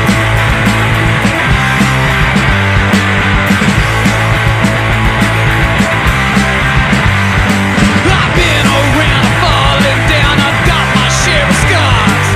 I have walls that keep me numb to a broken heart. But somehow you like to think your pain is so much worse. And you are the only one who can tell us how you're hurt.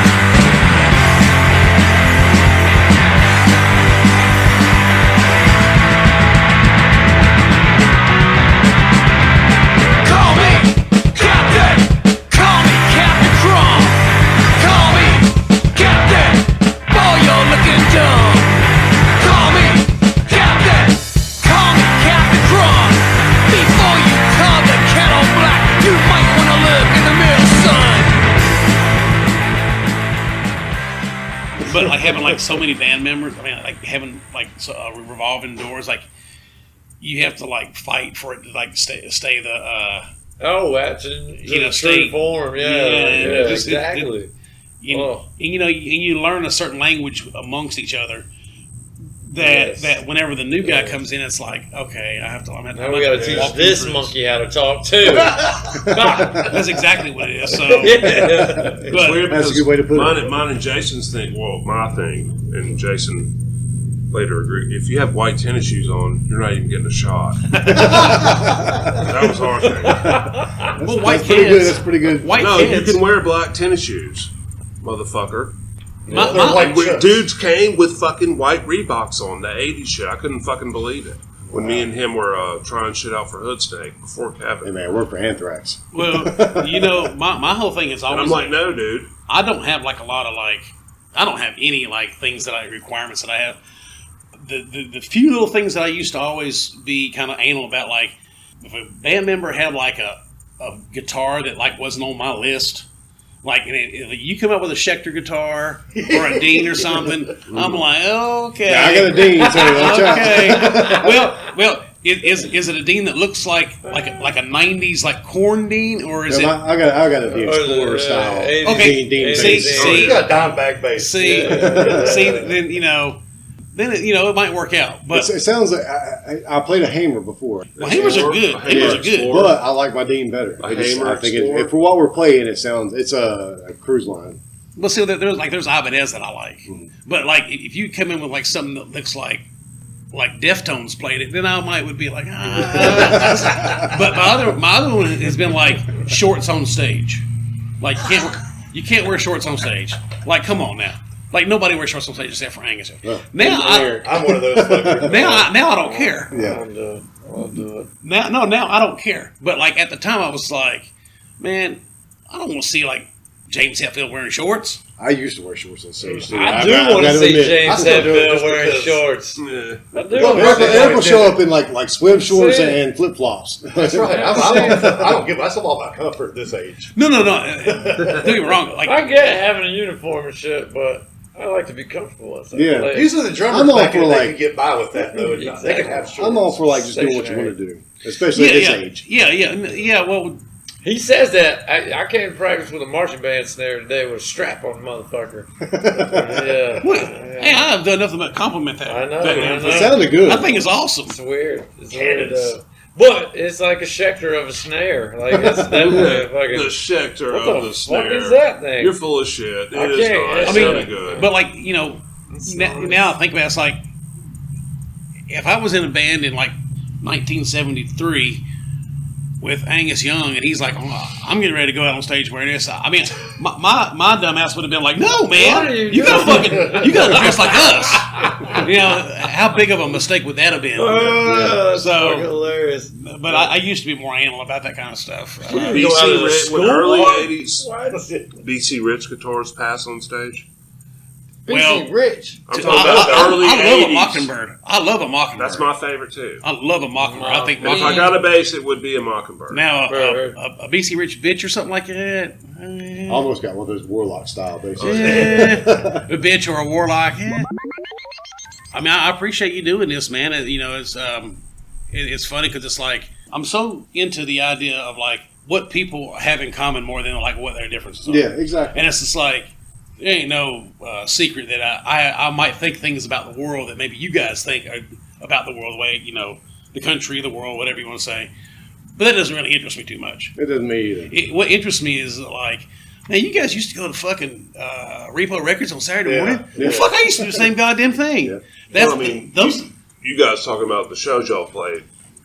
That's what I'm interested in. That's what I found with doing I this love to podcast. talk I mean, to other dudes just from that- talking to other musicians in Yeah, general, man. You know, at shows and stuff, We we, did all this have and the same I love experiences. Yeah, We all kind of came up the same way. We all have like all these similarities and stuff.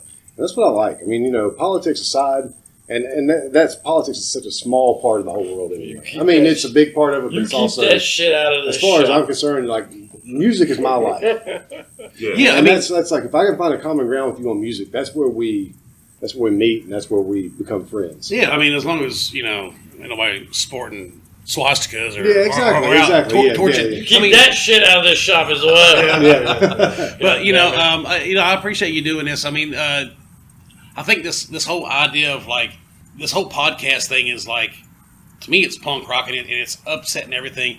It's replacing the establishment, even like within like local music or underground music, if you wanted to like be heard or like have like, you know, promote something, you'd have to go to like what, Creative Loafing? Yeah. Well, everybody talks great about Creative Loafing now because they're not here anymore. And I'm like, everybody thinks fondly about the way Creative Loafing used to be. Like, oh, it was ran by those guys, so it was cool. No, it wasn't. Like they never would.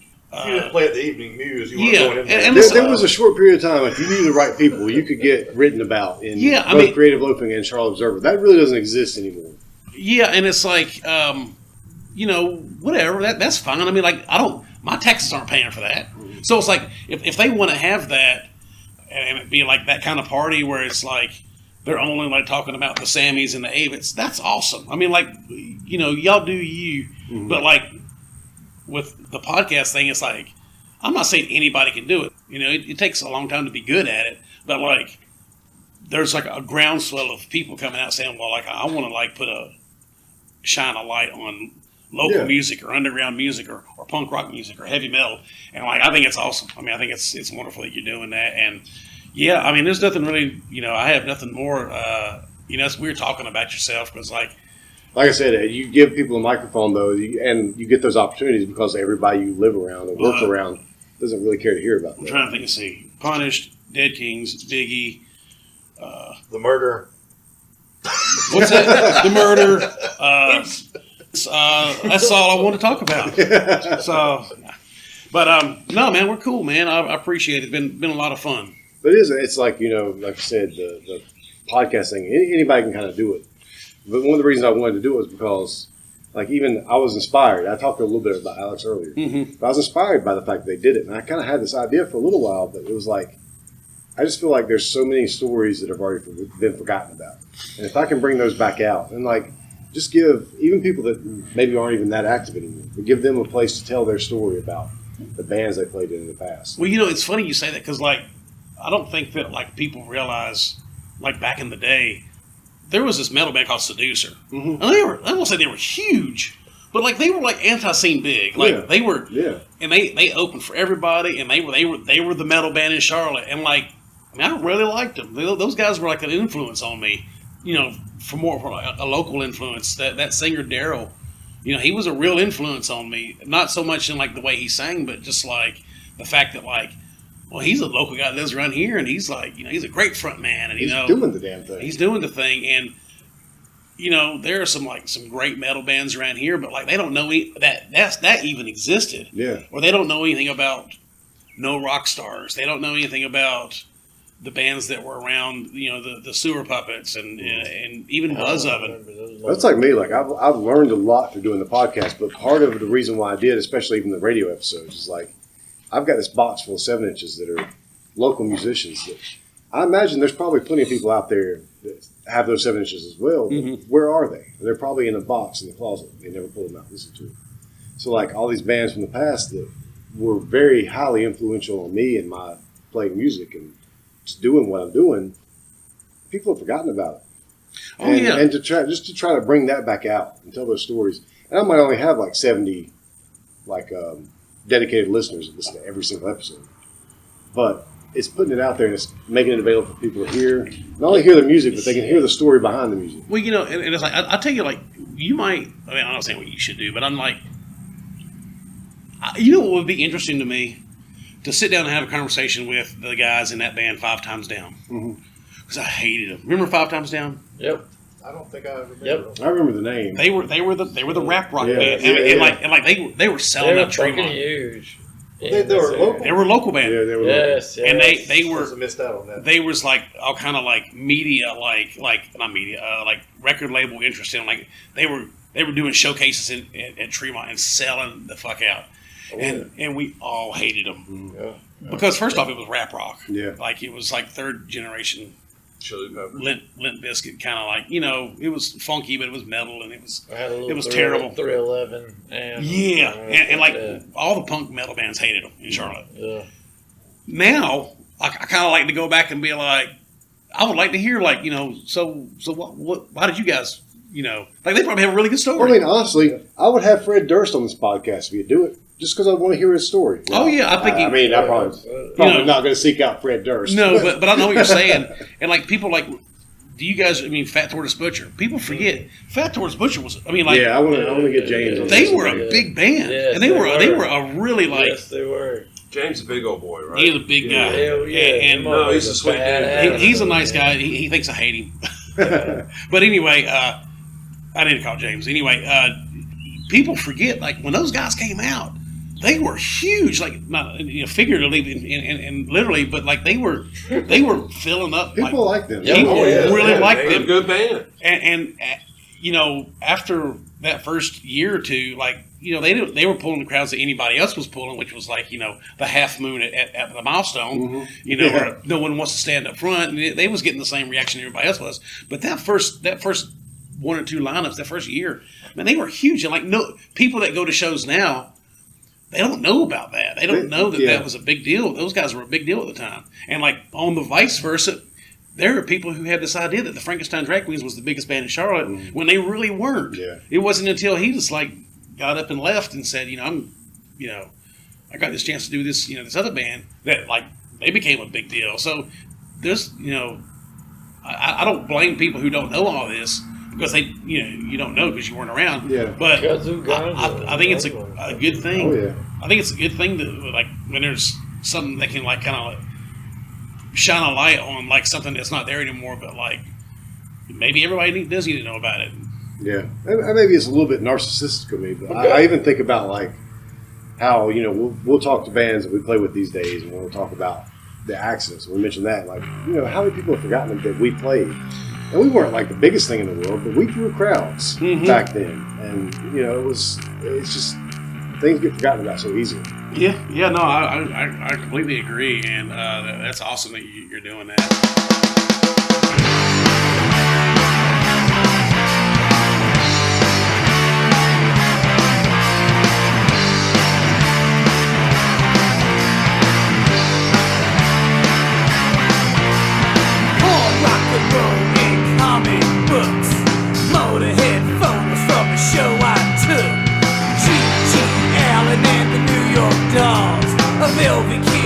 Just hangs on my wall. I don't know, baby, I don't care if I'll ever have a pretty head of hair. Everything I wear is a pistol fine. I'm never turning heads, but I sure don't mind. We are a wretched harbor school. Girls don't know this, but we sure have fun. Really like to drink almost any time. Living like this should be a crime.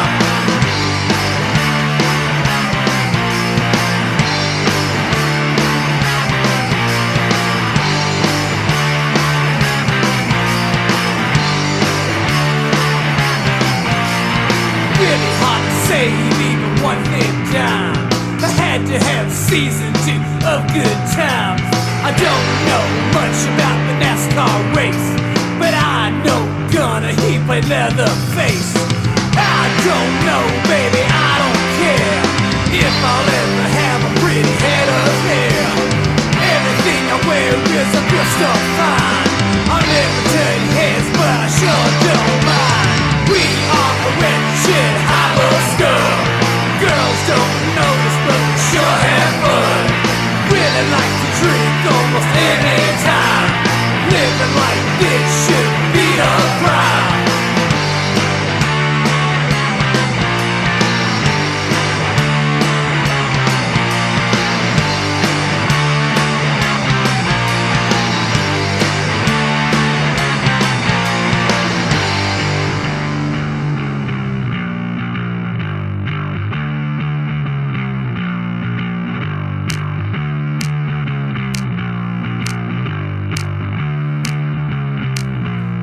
I might be rotten to the core. I don't like the world outside my door. Won't play along with society, 'cause I'm a big fan of reality. I don't know, baby, I don't care if I'll ever have a pretty head of hair. Everything I wear is a pistol fine. I'll never turn heads, but I sure don't mind. We are a wretched harbor school. Girls don't notice, but we sure have fun. Really like to drink almost any time. living like this should be a crime.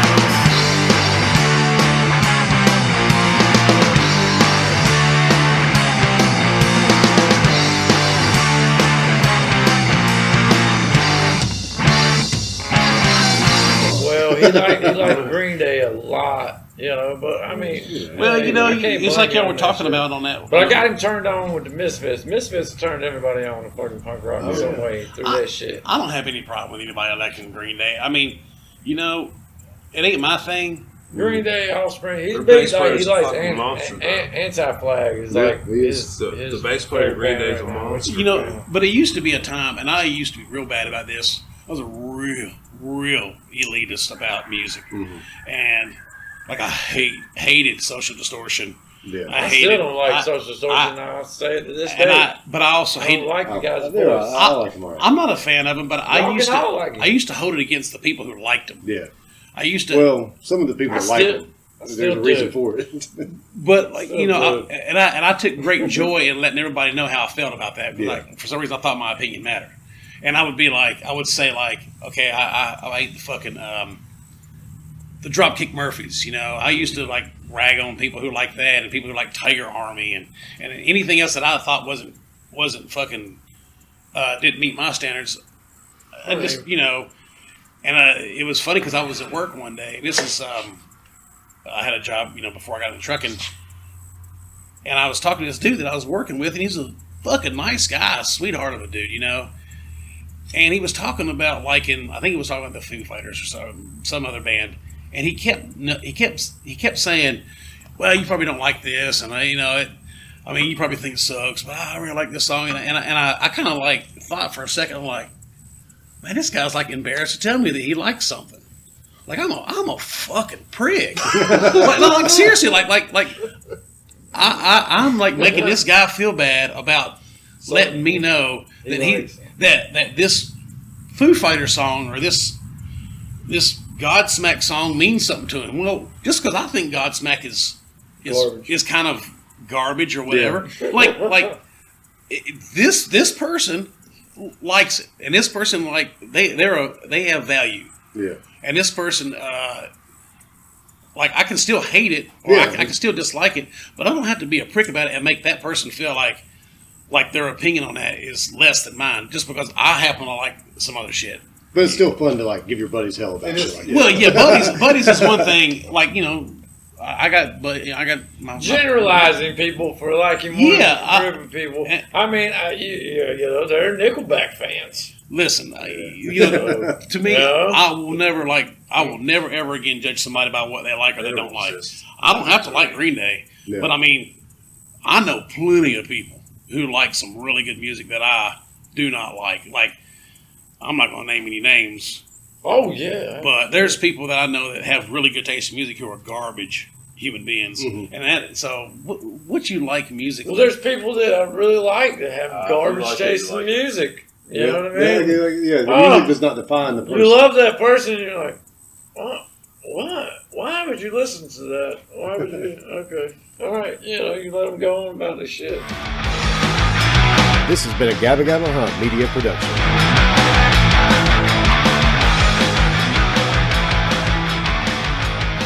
Terry, are you safe? I'm very sure. Can you blink at me if you need help? Blink at me if you My need aunt help. has been there.